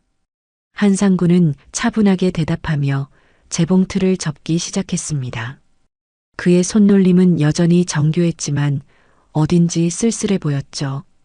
20여 년간 써온 재봉틀을 접는 모습에는 묘한 아련함이 있었습니다. 최민아는 만족스러운 표정으로 팔짱을 끼고 서 있었습니다. 휴게실 옆 좁은 통로로 안내해 드리세요. 거기서 하시면 됩니다. 그녀의 목소리에는 승리감이 묻어 있었죠. 명품 매장의 품격을 지켰다는 자부심으로 가득했습니다. 박도윤은 한상구가 도구들을 정리하는 모습을 지켜보며 조롱하듯 웃었습니다. 아저씨, 이해하시죠? 여기는 명품 매장이거든요. 바느질도 수준이 있는 거예요. 그는 일부러 손님들이 들을 수 있도록 큰 목소리로 말했습니다. 정서연은 안타까운 마음으로 한상구를 바라봤습니다. 뭔가 도와주고 싶었지만 신입사원인 자신의 처지로는 어쩔 수 없었죠. 그저 죄송하다는 표정으로 고개를 숙일 뿐이었습니다. 한상구는 무거운 도구 상자를 들고 천천히 일어났습니다. 72세의 나이에도 허리는 곧았지만 무거운 짐을 드는 모습이 애처로워 보였죠. 하지만 그는 불평 한마디 없이 보안요원들을 따라 이동했습니다. 휴게실 옆 통로는 정말 좁았습니다. 사람 한 명이 겨우 지나다닐 수 있을 정도의 공간이었죠. 조명도 어둡고 환기도 제대로 되지 않는 곳이었습니다. 한상구는 그곳에서 다시 재봉틀을 펼쳤습니다. 여기서 하시면 되겠습니다. 보안요원이 말하자 한상구는 고개를 끄덕였습니다. 감사합니다. 하지만 그의 감사 인사에는 어떤 감정도 담겨 있지 않았습니다. 마치 이런 일이 처음이 아닌 것처럼 담담했죠. 최민아는 다시 매장으로 돌아가며 박도윤에게 말했습니다. 이제 좀 깔끔해졌네요. 고객들도 더 이상 신경 쓰지 않을 거예요. 그녀는 매장 분위기가 다시 고급스러워졌다고 생각했습니다. 박도윤은 맞장구를 쳤습니다. 그렇죠. 명품 매장은 이래야죠. 아무나 와서 아무 일이나 할 수 있는 곳이 아니니까요. 하지만 정서연은 마음이 편하지 않았습니다. 한상구의 손놀림을 가까이서 본 그녀는 그 기술이 보통이 아니라는 것을 느꼈거든요. 그런 실력을 가진 사람을 이렇게 대하는 것이 옳은지 의문이 들었습니다. 그때 한 고객이 매장으로 들어왔습니다. 50대 중반의 신사였는데 명품 정장을 입고 있었지만 어딘지 소탈한 분위기였죠. 아까 여기서 구두 수선하시던 분 어디 계세요? 최민아는 당황했습니다. 아, 그분 말씀이시군요. 다른 곳으로 자리를 옮기셨는데요. 혹시 어디로 가셨는지 아시나요? 제 구두도 좀 봐주셨으면 하는데요. 고객의 말에 최민아는 더욱 난처해했습니다.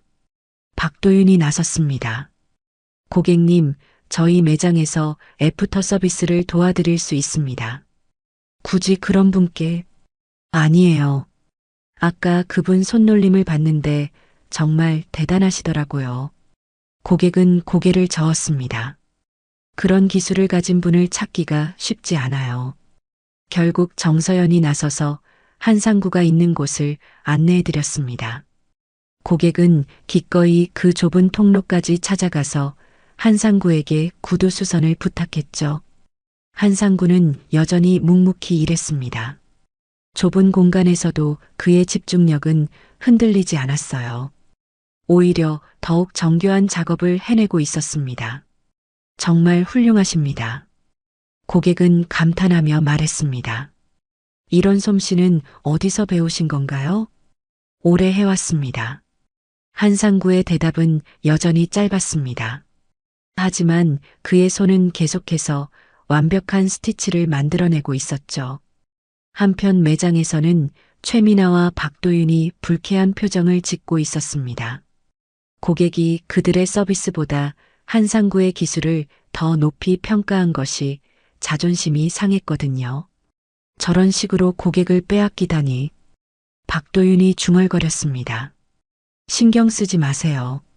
어차피 임시적인 현상일 뿐이에요. 최미나는 자신을 위로하듯 말했습니다. 명품의 가치는 그런 수선 기술로 좌우되는 게 아니거든요. 하지만 속으로는 불안했습니다. 혹시 더 많은 고객들이 한상구를 찾게 되면 어떻게 될까 하는 걱정이 들었거든요. 그때 또 다른 고객이 매장에 들어왔습니다.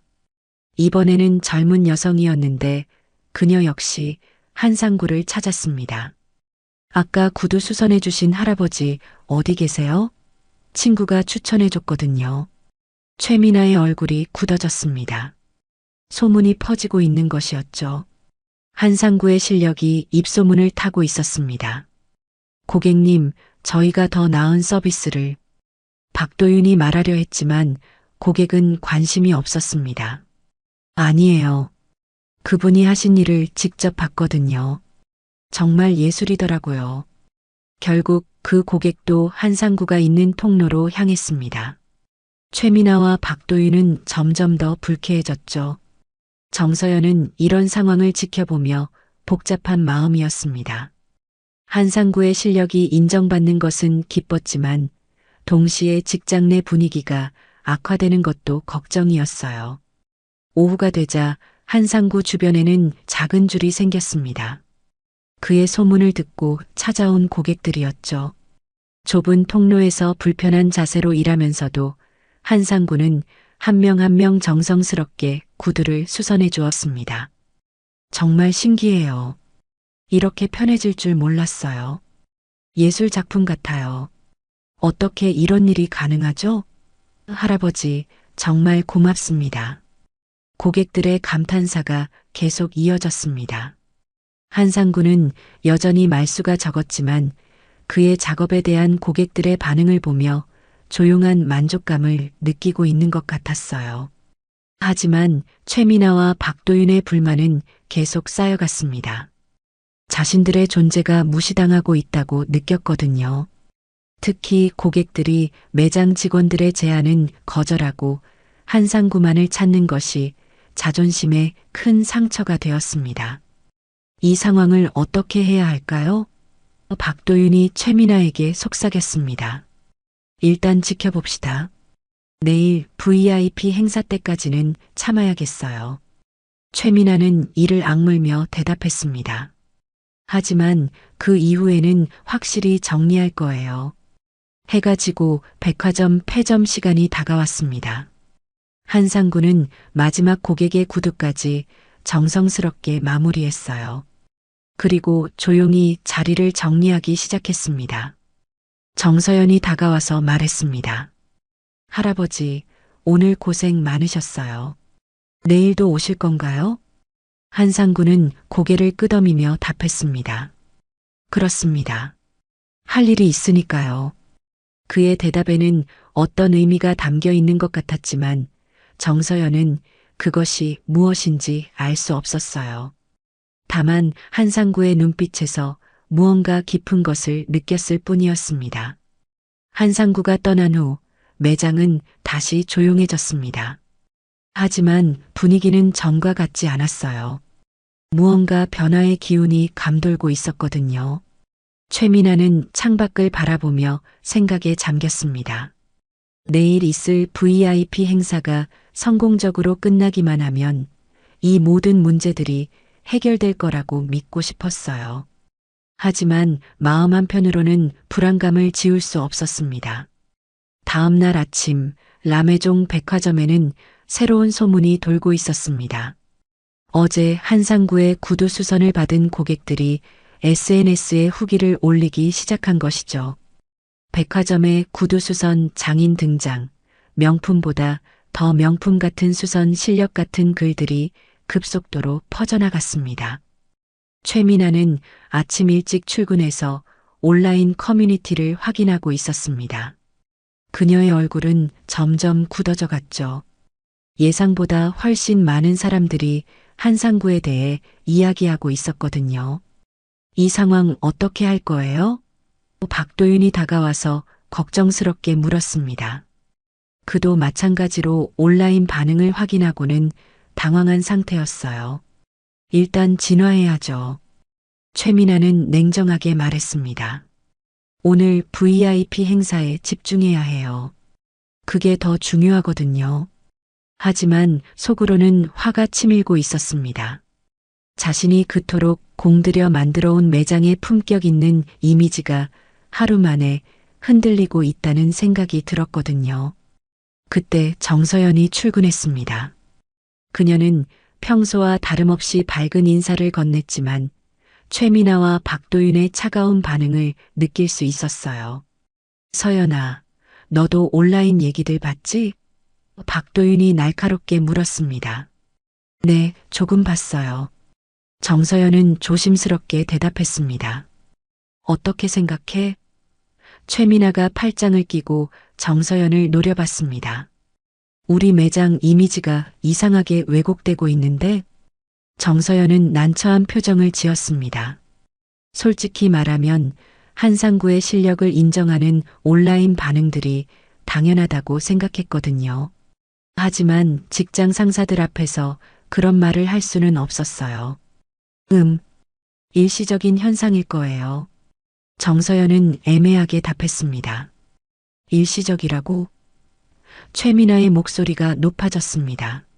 너도 어제 그 할아버지 편 들었잖아. 지금도 그렇게 생각하는 거야? 아니에요. 그런 게 아니라. 정서연은 당황하며 말을 더듬었습니다. 서연아, 너도 선 넘지 마. 최민아는 차갑게 말했습니다. 매장 톤앤 매너를 이해해야 한다고. 여기는 명품 매장이야. 그런 구두 수선 공간은 차원이 다른 곳이라고. 박도윤도 거들었습니다. 맞아요. 우리는 브랜드 가치를 지켜야 하는 사람들이에요. 그런 것도 모르고 어떻게 명품 매장에서 일할 수 있겠어요? 정서연은 더 이상 말할 수 없었습니다. 신입사원인 자신의 입장에서는 어쩔 수 없이 고개를 숙일 수밖에 없었죠. 그때 한상구가 나타났습니다. 여전히 허름한 작업복 차림으로 무거운 도구 상자를 끌고 있었어요. 어제와 똑같은 모습이었지만 오늘은 뭔가 달라 보였습니다. 한상구는 곧바로 어제 작업했던 휴게실 옆 통로로 향했습니다. 별다른 말 없이 재봉틀을 펼치고 준비를 시작했어요. 하지만 그의 움직임을 유심히 지켜보는 사람이 있었습니다. 바로 박도윤이었습니다. 그는 한상구의 모든 행동을 예의주시하고 있었어요. 뭔가 트집을 잡을 거리를 찾고 있는 것 같았습니다. 점장님, 저 할아버지 좀 이상하지 않아요? 박도윤이 최민아에게 속삭였습니다. 뭐가? 어제부터 계속 우리 매장 진열된 구두들을 유심히 보고 있어요. 마치 뭔가를 확인하는 것처럼요. 최민아도 한상구를 다시 한번 자세히 봤습니다. 정말로 그는 지나가면서 매장 안진열 구두들을 훑어보고 있었어요. 그의 시선이 머무는 곳은 주로 구두의 굽 라인, 꿰매선, 접착 부분이었습니다. 설마 도둑질이라도 하려는 건 아니겠죠? 박도윤이 의심스럽게 말했습니다. 그럴 리는 없겠지만 일단 지켜봅시다. 최미나도 불안해지기 시작했습니다. 한상구는 여전히 자신의 일에 집중하고 있었습니다. 오늘도 어제처럼 몇 명의 고객들이 그를 찾아왔어요. 온라인에서 소문을 듣고 온 사람들이었습니다. 어제 후기 보고 왔어요. 정말 대단하시다던데? 한 고객이 기대에 찬 목소리로 말했습니다. 한상구는 조용히 고개를 끄덕이며 고객의 구두를 살펴봤습니다. 그리고는 평소처럼 정교한 작업을 시작했어요. 박도윤은 이런 모습을 보며 더욱 불쾌해했습니다. 저 할아버지 때문에 우리가 무시당하고 있어요. 그는 최미나에게 투덜거렸습니다. 참아요. 오늘만 넘기면 돼요. 최미나는 이를 악물며 답했습니다. 하지만 상황은 그들이 원하는 대로 흘러가지 않았습니다. 점심시간이 되자 한상구를 찾는 고객들이 더욱 많아졌어요. 어제보다 훨씬 긴 줄이 그 좁은 통로에 생겼습니다. 이건 안 되겠어요.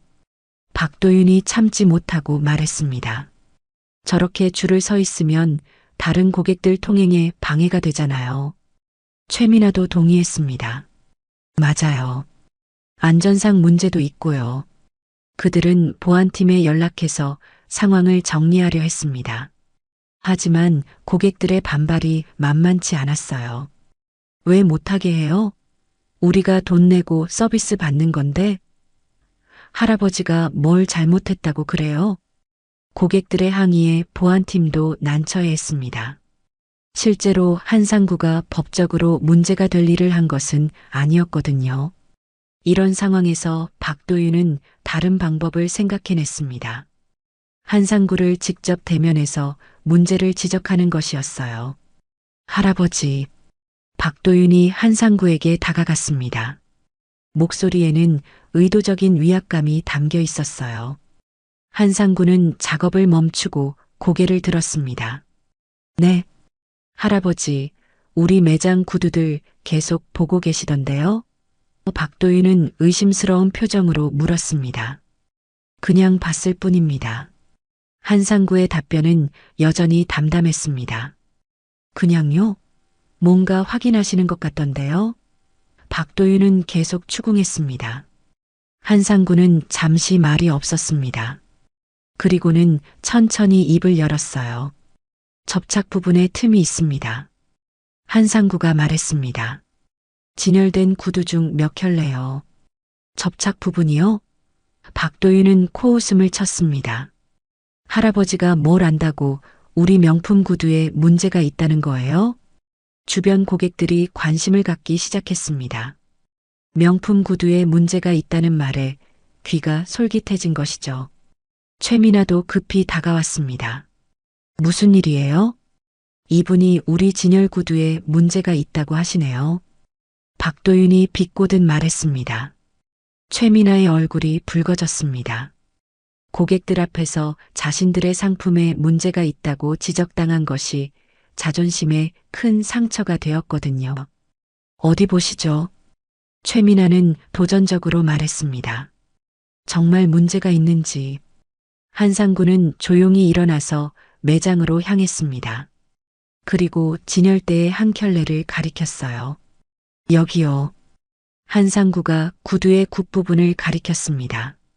접착제가 제대로 붙지 않아서 들뜸이 생겼습니다. 고객들이 몰려와서 자세히 봤습니다. 정말로 미세한 틈이 있었어요. 육안으로는 거의 보이지 않을 정도의 작은 결함이었지만 분명히 존재했습니다. 이런, 한 고객이 놀라며 말했습니다. 정말 있네요. 최미나와 박도윤은 당황했습니다. 설마 정말로 문제가 있을 줄은 몰랐거든요. 이런 미세한 것까지 문제라고 하시는 거예요? 최미나는 당황한 마음을 억누르며 억지로 웃음을 지었습니다. 하지만 그녀의 목소리에는 떨림이 섞여 있었죠. 접착? 장인? 아저씨가 만들면 명품 되고 우리가 팔면 짝퉁인가요? 주변 고객들의 시선이 집중되자 최미나는 더욱 공격적으로 나왔습니다. 자신의 권위가 도전받고 있다고 느꼈거든요. 특히 허름한 노인에게 자신이 관리하는 명품들의 결함을 지적당한다는 것이 참을 수 없었습니다. 박도윤도 거들어 나섰습니다. 할아버지, 이게 뭐 대수라고 그러세요? 이 정도는 정상 범위 내 오차 아닌가요? 그는 일부러 큰 목소리로 말해서 주변 사람들이 들을 수 있도록 했어요. 하지만 한상구는 여전히 침착했습니다. 그는 조용히 구두를 들어 올려 햇빛에 비쳐 보였어요. 그러자 접착 부분의 틈이 더욱 선명하게 드러났습니다. 이 틈으로 습기가 들어갑니다. 한상구는 차분하게 설명했습니다. 한 달 정도 신으면 접착력이 더 약해져서 굽이 분리될 수 있어요. 고객들이 웅성거리기 시작했습니다. 100만 원이 넘는 명품 구두가 한 달 만에 망가질 수 있다는 말에 충격을 받은 것이죠. 정말요? 이런 비싼 구두가요? 한 고객이 놀라며 물었습니다. 그럴 리 없어요. 박도윤이 급히 부인했습니다. 이 브랜드는 세계적으로 인정받는 명품이라고요. 품질에 문제가 있을 리 없습니다. 하지만 한상구는 계속해서 다른 구두들을 살펴봤습니다. 그리고 또 다른 문제점들을 발견했어요. 이 구두는 스티치 간격이 불균등합니다. 한상구가 다른 구두를 가리켰습니다. 여기 보세요. 이 부분과 저 부분의 간격이 다르죠. 정말로 자세히 보니 바느질 간격이 미묘하게 달랐습니다. 일반인들은 잘 모를 정도의 차이였지만 전문가의 눈으로 보면 명백한 결함이었어요. 이것도 문제예요? 한 고객이 의아해하며 물었습니다. 스티치가 불균등하면 힘의 분산이 제대로 되지 않습니다. 한상구는 설명을 이어갔습니다. 특정 부분에 스트레스가 집중되어서 더 빨리 손상됩니다. 최미나의 얼굴이 점점 붉어졌습니다. 고객들 앞에서 자신들의 상품이 계속 문제투성이로 지적당하는 상황이 견딜 수 없었거든요. 아저씨, 그렇게 말씀하시면 시장에 나온 모든 구두가 문제투성이겠네요? 최미나는 비꼬는 투로 말했습니다. 완벽한 건 세상에 없잖아요. 완벽해야 합니다. 한상구의 대답은 단호했습니다. 특히 이 가격대라면요. 그의 말에 고객들이 수긍하는 표정을 지었습니다. 정말로 그 정도 가격을 지불했다면 완벽한 품질을 기대할 만했거든요. 박도윤은 다른 방향으로 공격해봤습니다. 할아버지, 그럼 할아버지가 만든 구두는 얼마나 완벽한데요? 한번 보여주시죠. 한상구는 잠시 망설였습니다. 그리고는 자신의 도구 상자에서 작은 샘플 하나를 꺼냈어요. 미니어처 크기의 구두였는데 정교함이 놀라울 정도였습니다. 이게 뭐예요? 고객들이 관심을 보였습니다. 연습용으로 만든 것입니다. 한상구는 담담하게 말했습니다. 하지만 그 미니어처를 본 사람들은 모두 감탄했습니다. 작은 크기임에도 불구하고 모든 디테일이 완벽했거든요. 스티치 하나하나까지 정확하고 균일했어요. 와, 정말 대단하네요. 한 고객이 탄성을 질렀습니다. 박도윤은 이런 반응이 못마땅했습니다. 연습용이라고 하시는데 실제로는 어떨지 모르잖아요. 바늘바늘해도 브랜드 로고 하나 못 이겨요. 세상이 그런 거예요. 그의 말에는 명백한 조롱의 뜻이 담겨 있었습니다. 아무리 기술이 뛰어나도 브랜드 파워를 이길 수는 없다는 얘기였죠. 브랜드가 중요한 게 아닙니다. 한상구는 조용히 말했습니다. 신는 사람이 중요하죠. 또 그런 소리를 하시네요. 최미나가 한숨을 쉬었습니다. 현실을 모르시는 것 같은데요. 요즘 세상에 브랜드가 얼마나 중요한지 아세요? 그때 이건우 지점장이 소란 소식을 듣고 나왔습니다. 그는 상황을 파악하자마자 불쾌한 표정을 지었어요. 무슨 일입니까? 이건우가 권위적인 목소리로 물었습니다. 최민아가 재빨리 상황을 설명했습니다. 지점장님, 이분이 우리 상품에 문제가 있다고 하시는데요. 이건우는 한상구를 한번 훑어봤습니다. 그리고는 고개를 저었죠. 고객님들께서 오해하실 만한 발언은 자제해 주시기 바랍니다. 이건우가 한상구에게 말했습니다. 여기는 정식 매장이고 우리가 판매하는 모든 상품은 본사의 품질 검사를 통과한 것들입니다.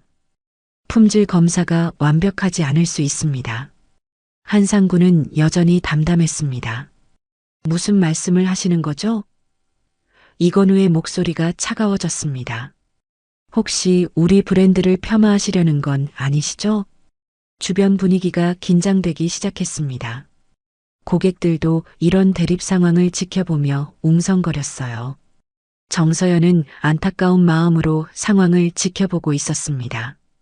한상구의 지적이 옳다는 것을 그녀도 느낄 수 있었거든요. 하지만 직장에서는 상사들의 편을 들 수밖에 없는 처지였습니다. 할아버지, 이제 그만하시는 게 좋을 것 같아요. 정서연이 조심스럽게 말했습니다. 한상구는 정서연을 바라봤습니다. 그의 눈빛에는 안타까움이 어려 있었어요. 선량한 사람이 억압받는 모습을 보는 것 같았거든요. 알겠습니다. 한상구는 고개를 끄덕였습니다. 더 이상 말씀드리지 않겠습니다. 하지만 이미 고객들 사이에서는 의구심이 생겨난 후였습니다. 정말로 명품이라고 하는 것들에 문제가 있는 건 아닌지 궁금해하기 시작했어요. 저도 제 구두 한번 확인해 봐 주실 수 있나요? 한 고객이 한상구에게 부탁했습니다. 저도요. 작년에 여기서 산 건데 궁금해요. 다른 고객도 거들었습니다.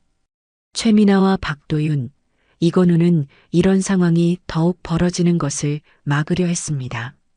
하지만 고객들의 요구를 강제로 막을 수는 없었어요. 한상구는 요청하는 고객들의 구두를 하나씩 살펴봤습니다. 그리고 각각에 대해 정확한 진단을 내렸어요.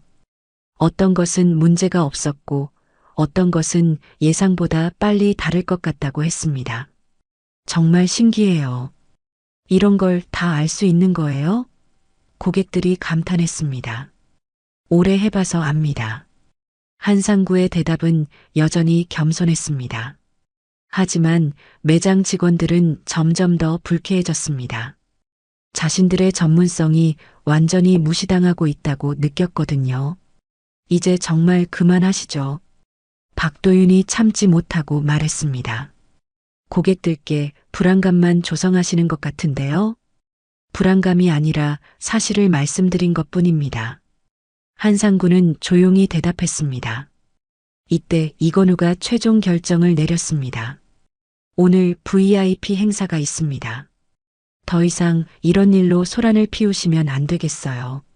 그는 보안팀에 연락해서 한상구를 매장에서 멀리 떨어진 곳으로 이동시키라고 지시했습니다.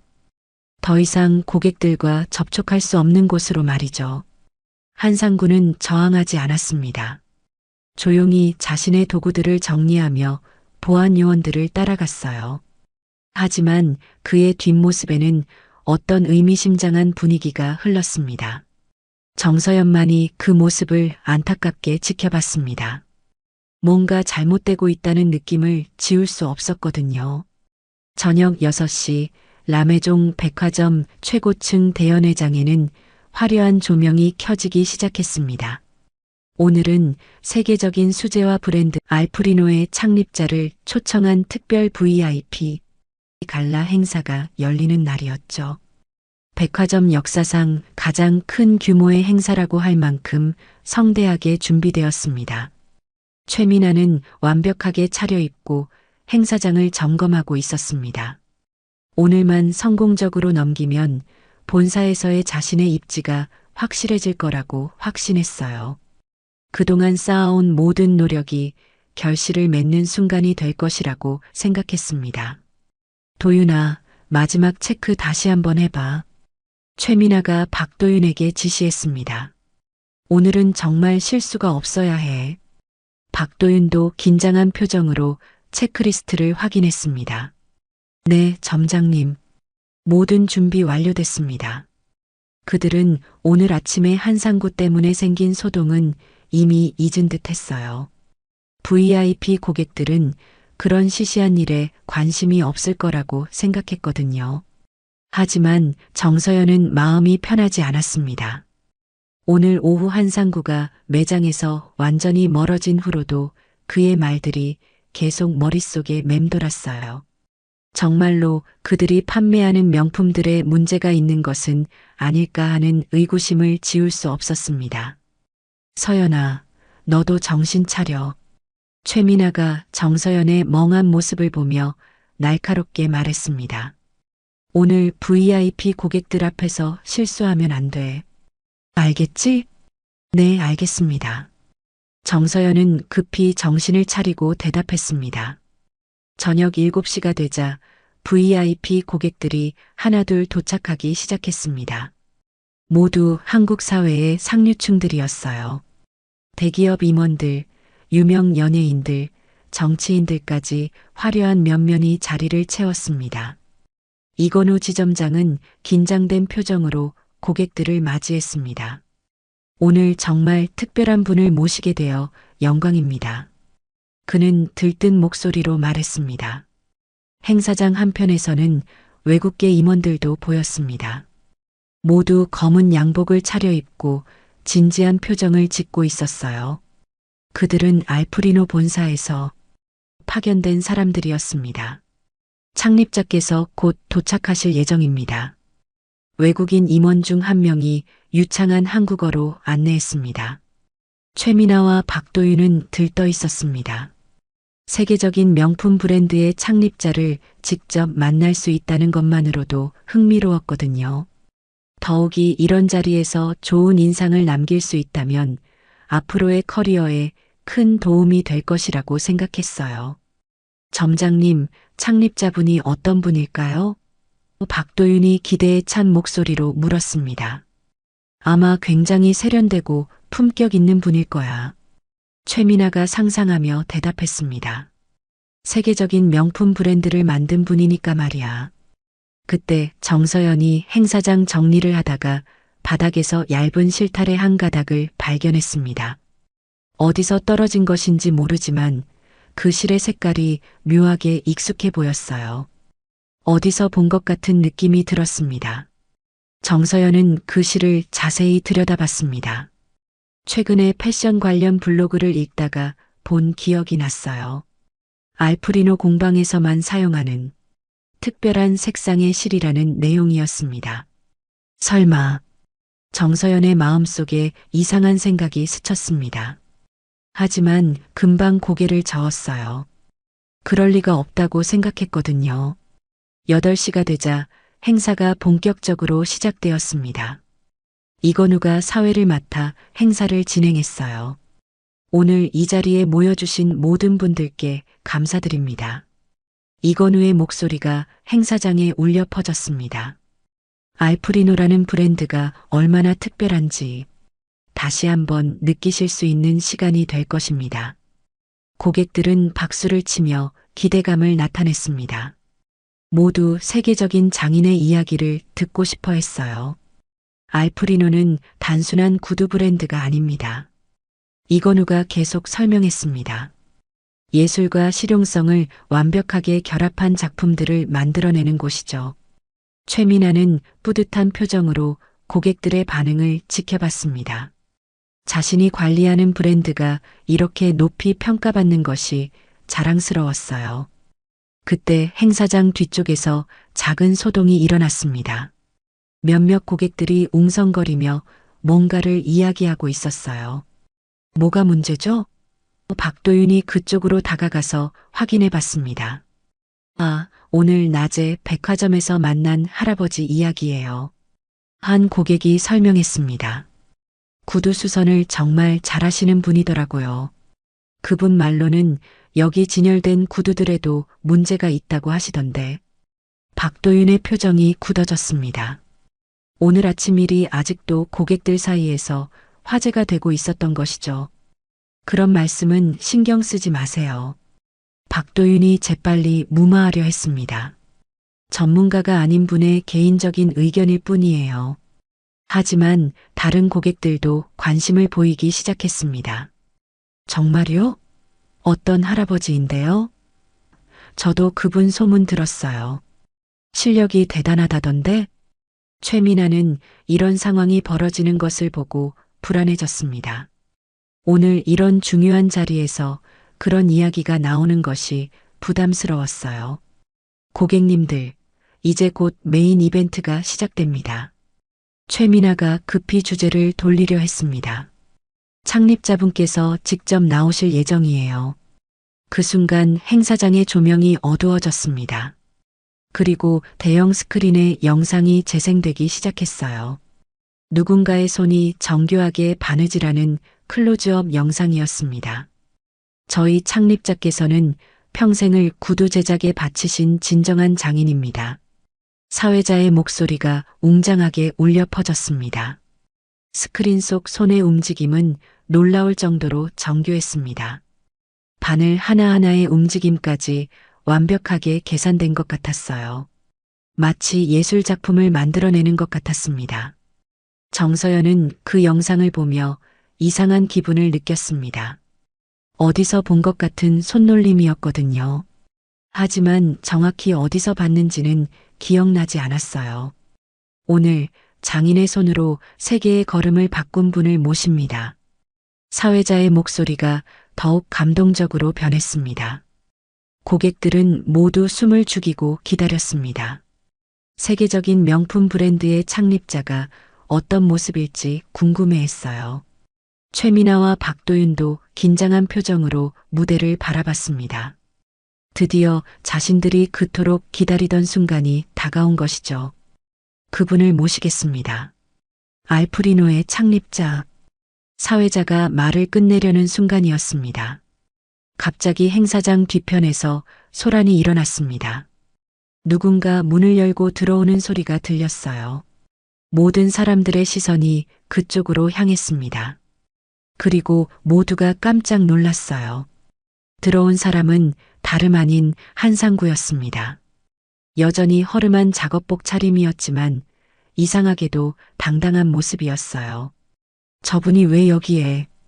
박도윤이 당황하며 중얼거렸습니다. 최민아의 얼굴은 창백해졌습니다. 중요한 행사를 방해받을 것 같은 불길한 예감이 들었거든요. 하지만 외국인 임원들의 반응은 전혀 달랐습니다. 그들은 한상구를 보자마자 일어나서 정중하게 인사를 했어요. 미스터 한. 그들이 외쳤습니다. 행사장이 순식간에 조용해졌습니다. 무슨 일이 벌어지고 있는 건지 아무도 이해할 수 없었어요. 발이 신발에 맞춰야지, 신발이 발에 맞추면 그게 대량이지 명품이겠어요? 최민아의 목소리가 VIP 사전 리허설 현장에 날카롭게 울려 퍼졌습니다. 행사를 불과 1시간 앞둔 시점에서 그녀는 직원들에게 마지막 교육을 하고 있었죠. 고객님들이 발 사이즈를 물어보시면 눈대중으로 빠르게 맞춰드리세요. 최민아는 자신만만한 표정으로 지시했습니다. 그리고 가능하면 조금 작게 권하는 게 좋아요. 반품률을 줄여야 하거든요. 정서연은 이런 지시가 석연치 않았습니다. 고객의 발에 맞는 신발을 권하는 것이 맞지 않을까 생각했거든요. 하지만 신입사원인 그녀로서는 감히 반박할 수 없었습니다. 점장님, 그런데 발에 맞지 않으면 고객분들이 불편하지 않을까요? 정서연이 조심스럽게 질문했습니다. 최민아는 정서연을 차갑게 바라봤습니다. 서연아, 신입이 뭘 알아? 명품이라는 건 조금 불편해도 참고 신는 거야. 그녀의 목소리에는 확신이 넘쳤습니다.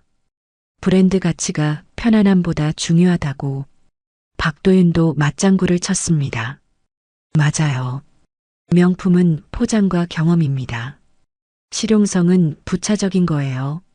정서연은 더 이상 말할 수 없었습니다. 하지만 마음속으로는 계속 의문이 들었어요. 오늘 아침 한상구가 했던 말들이 자꾸 떠올랐거든요. 그때 검은 양복을 입은 외국계 임원단이 도착했습니다. 모두 진지한 표정으로 행사장을 둘러보고 있었어요. 그들의 분위기는 예상보다 훨씬 엄숙했습니다. 창립자께서 잠시 후 등장하십니다. 임원 중 한 명이 유창한 한국어로 안내했습니다. 모든 준비는 완료되었는지요? 이건우 지점장이 급히 나서서 대답했습니다. 네, 완벽하게 준비되었습니다. 걱정하지 마세요. 하지만 외국인 임원들의 표정은 여전히 굳어 있었습니다. 뭔가 중요한 일이 벌어질 것 같은 분위기였어요. 최민아는 마지막으로 매장 진열을 점검했습니다. 모든 구두들이 완벽하게 배치되어 있었죠. 조명도 최적으로 맞춰져 있었고 매장 분위기도 최고 수준이었습니다. 오늘은 정말 완벽해야 해. 최민아가 혼잣말하듯 중얼거렸습니다. 이번 기회를 놓치면 안 돼. 박도윤도 긴장한 표정으로 마지막 점검을 하고 있었습니다. 그는 오늘 행사가 성공하면 자신의 승진 기회가 생길 거라고 기대하고 있었거든요. 그런데 정서연만은 계속 불안한 마음이 들었습니다. 오늘 오후 한상구가 지적했던 구두들의 결함이 자꾸 생각났어요. 혹시 오늘 행사에서 그런 문제들이 드러나는 건 아닐까 하는 걱정이 들었습니다. 서연아, 왜 그렇게 멍하니 있어? 최민아가 정서연의 모습을 보며 날카롭게 물었습니다. 아무것도 아니에요. 정서연은 급히 정신을 차리고 대답했습니다. 정신 좀 차려. 오늘은 정말 중요한 날이야.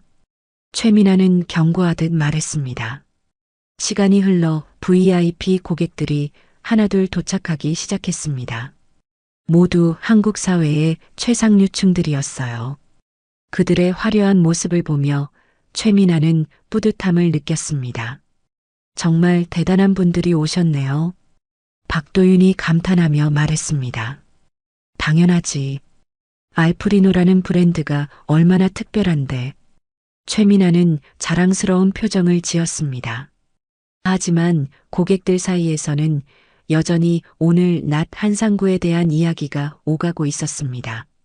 그의 뛰어난 실력에 대한 소문이 계속 퍼지고 있었거든요. 그 할아버지 정말 대단하시더라고요. 한 고객이 다른 고객에게 말했습니다. 이런 명품 구두의 문제점까지 정확하게 짚어내시니까요. 최민아는 이런 대화를 들으며 불쾌해했습니다. 오늘 같은 중요한 날에 그런 이야기가 나오는 것이 거슬렸어요. 고객님들, 곧 메인 이벤트가 시작됩니다. 최민아가 주제를 돌리려고 노력했습니다. 드디어 행사가 시작되었습니다. 조명이 어두워지고 웅장한 음악이 흘러나왔어요. 스크린에는 정교한 구두 제작 과정이 영상으로 재생되었습니다. 알프리노의 창립자는 진정한 장인입니다. 사회자의 목소리가 감동적으로 울려 퍼졌습니다. 고객들은 모두 숨을 죽이고 영상을 지켜봤습니다. 화면 속 손놀림은 정말 예술적이었어요. 바늘 하나하나의 움직임이 완벽했습니다. 정서연은 그 영상을 보며 묘한 기분을 느꼈습니다. 어디서 본 것 같은 손놀림이었거든요. 하지만 정확히 어디서 봤는지는 기억나지 않았어요. 최민아와 박도윤은 들뜬 표정으로 영상을 지켜봤습니다. 곧 세계적인 명품 브랜드의 창립자를 직접 만날 수 있다는 생각에 설레었어요. 어떤 분일까요? 박도윤이 기대에 찬 목소리로 속삭였습니다. 아마 굉장히 품격 있고 세련된 분일 거야.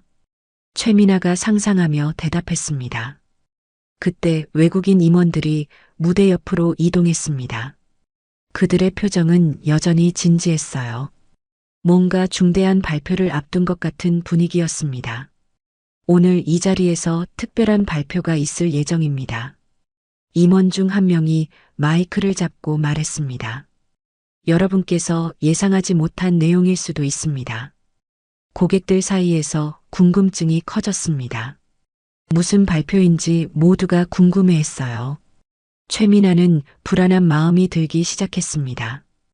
예상하지 못한 발표라는 말이 왠지 불길하게 느껴졌거든요.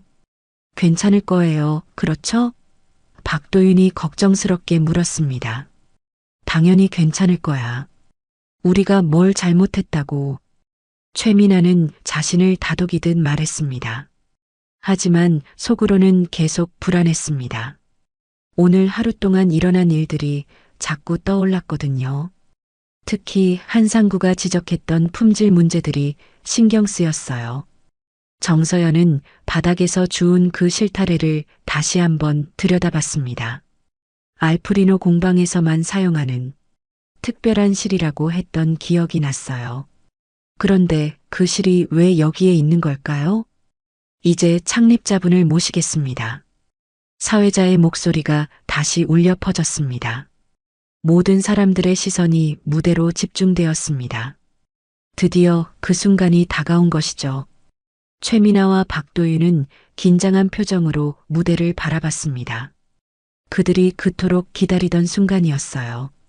하지만 그들은 아직 몰랐습니다. 곧 자신들의 세상이 완전히 뒤바뀔 거라는 사실을 말이죠. 조명이 서서히 밝아지면서 무대 중앙이 드러났습니다. 그리고 그곳에 서 있는 인물을 본 순간 행사장은 순식간에 정적에 휩싸였어요. 아침부터 저녁까지 그들이 무시하고 조롱했던 바로 그 노인, 한상구가 무대 중앙에 당당히 서 있었던 것입니다. 어떻게? 최민아의 입에서 떨리는 목소리가 새어나왔습니다. 그녀의 얼굴은 순식간에 창백해졌죠. 눈앞의 현실을 받아들일 수 없었거든요. 박도윤은 아예 말을 잇지 못하고 있었습니다. 입을 벌린 채 한상구를 바라보며 경직된 상태였어요. 자신이 그토록 업신여겼던 구두 수성공이 세계적인 명품 브랜드의 창립자라는 사실을 도저히 믿을 수 없었습니다. 객석에서는 웅성거림이 시작되었습니다. VIP 고객들도 상황을 파악하지 못하고 있었거든요. 오늘 낮에 백화점에서 만났던 그 할아버지가 바로 알프리노의 창립자였다는 사실에 충격을 받았습니다. 미스터 한. 외국인 임원들이 일제히 일어나서 박수를 쳤습니다. 그들의 얼굴에는 존경과 경외감이 가득했어요. 정말 영광입니다, 회장님. 한상구는 여전히 차분한 표정이었습니다. 하지만 그의 눈빛에는 아침과는 다른 날카로움이 어려 있었어요. 마치 모든 것을 꿰뚫어 보는 것 같았습니다. 안녕하십니다. 한상구가 마이크를 잡고 조용히 인사했습니다. 그의 목소리는 여전히 낮고 차분했지만 이제는 다른 무게감이 느껴졌어요. 이건우 지점장은 완전히 패닉 상태에 빠졌습니다. 자신이 그토록 하찮게 여겼던 노인이 바로 자신들의 최대 파트너였다는 사실을 깨달았거든요. 식은땀이 등줄기를 타고 흘러내렸습니다. 회장님, 정말 죄송합니다. 이건우가 떨리는 목소리로 말했습니다. 하지만 한상구는 그의 사과에 반응하지 않았습니다.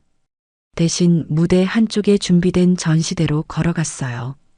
그곳에는 오늘 오전 그가 지적했던 바로 그 구두들이 놓여 있었습니다.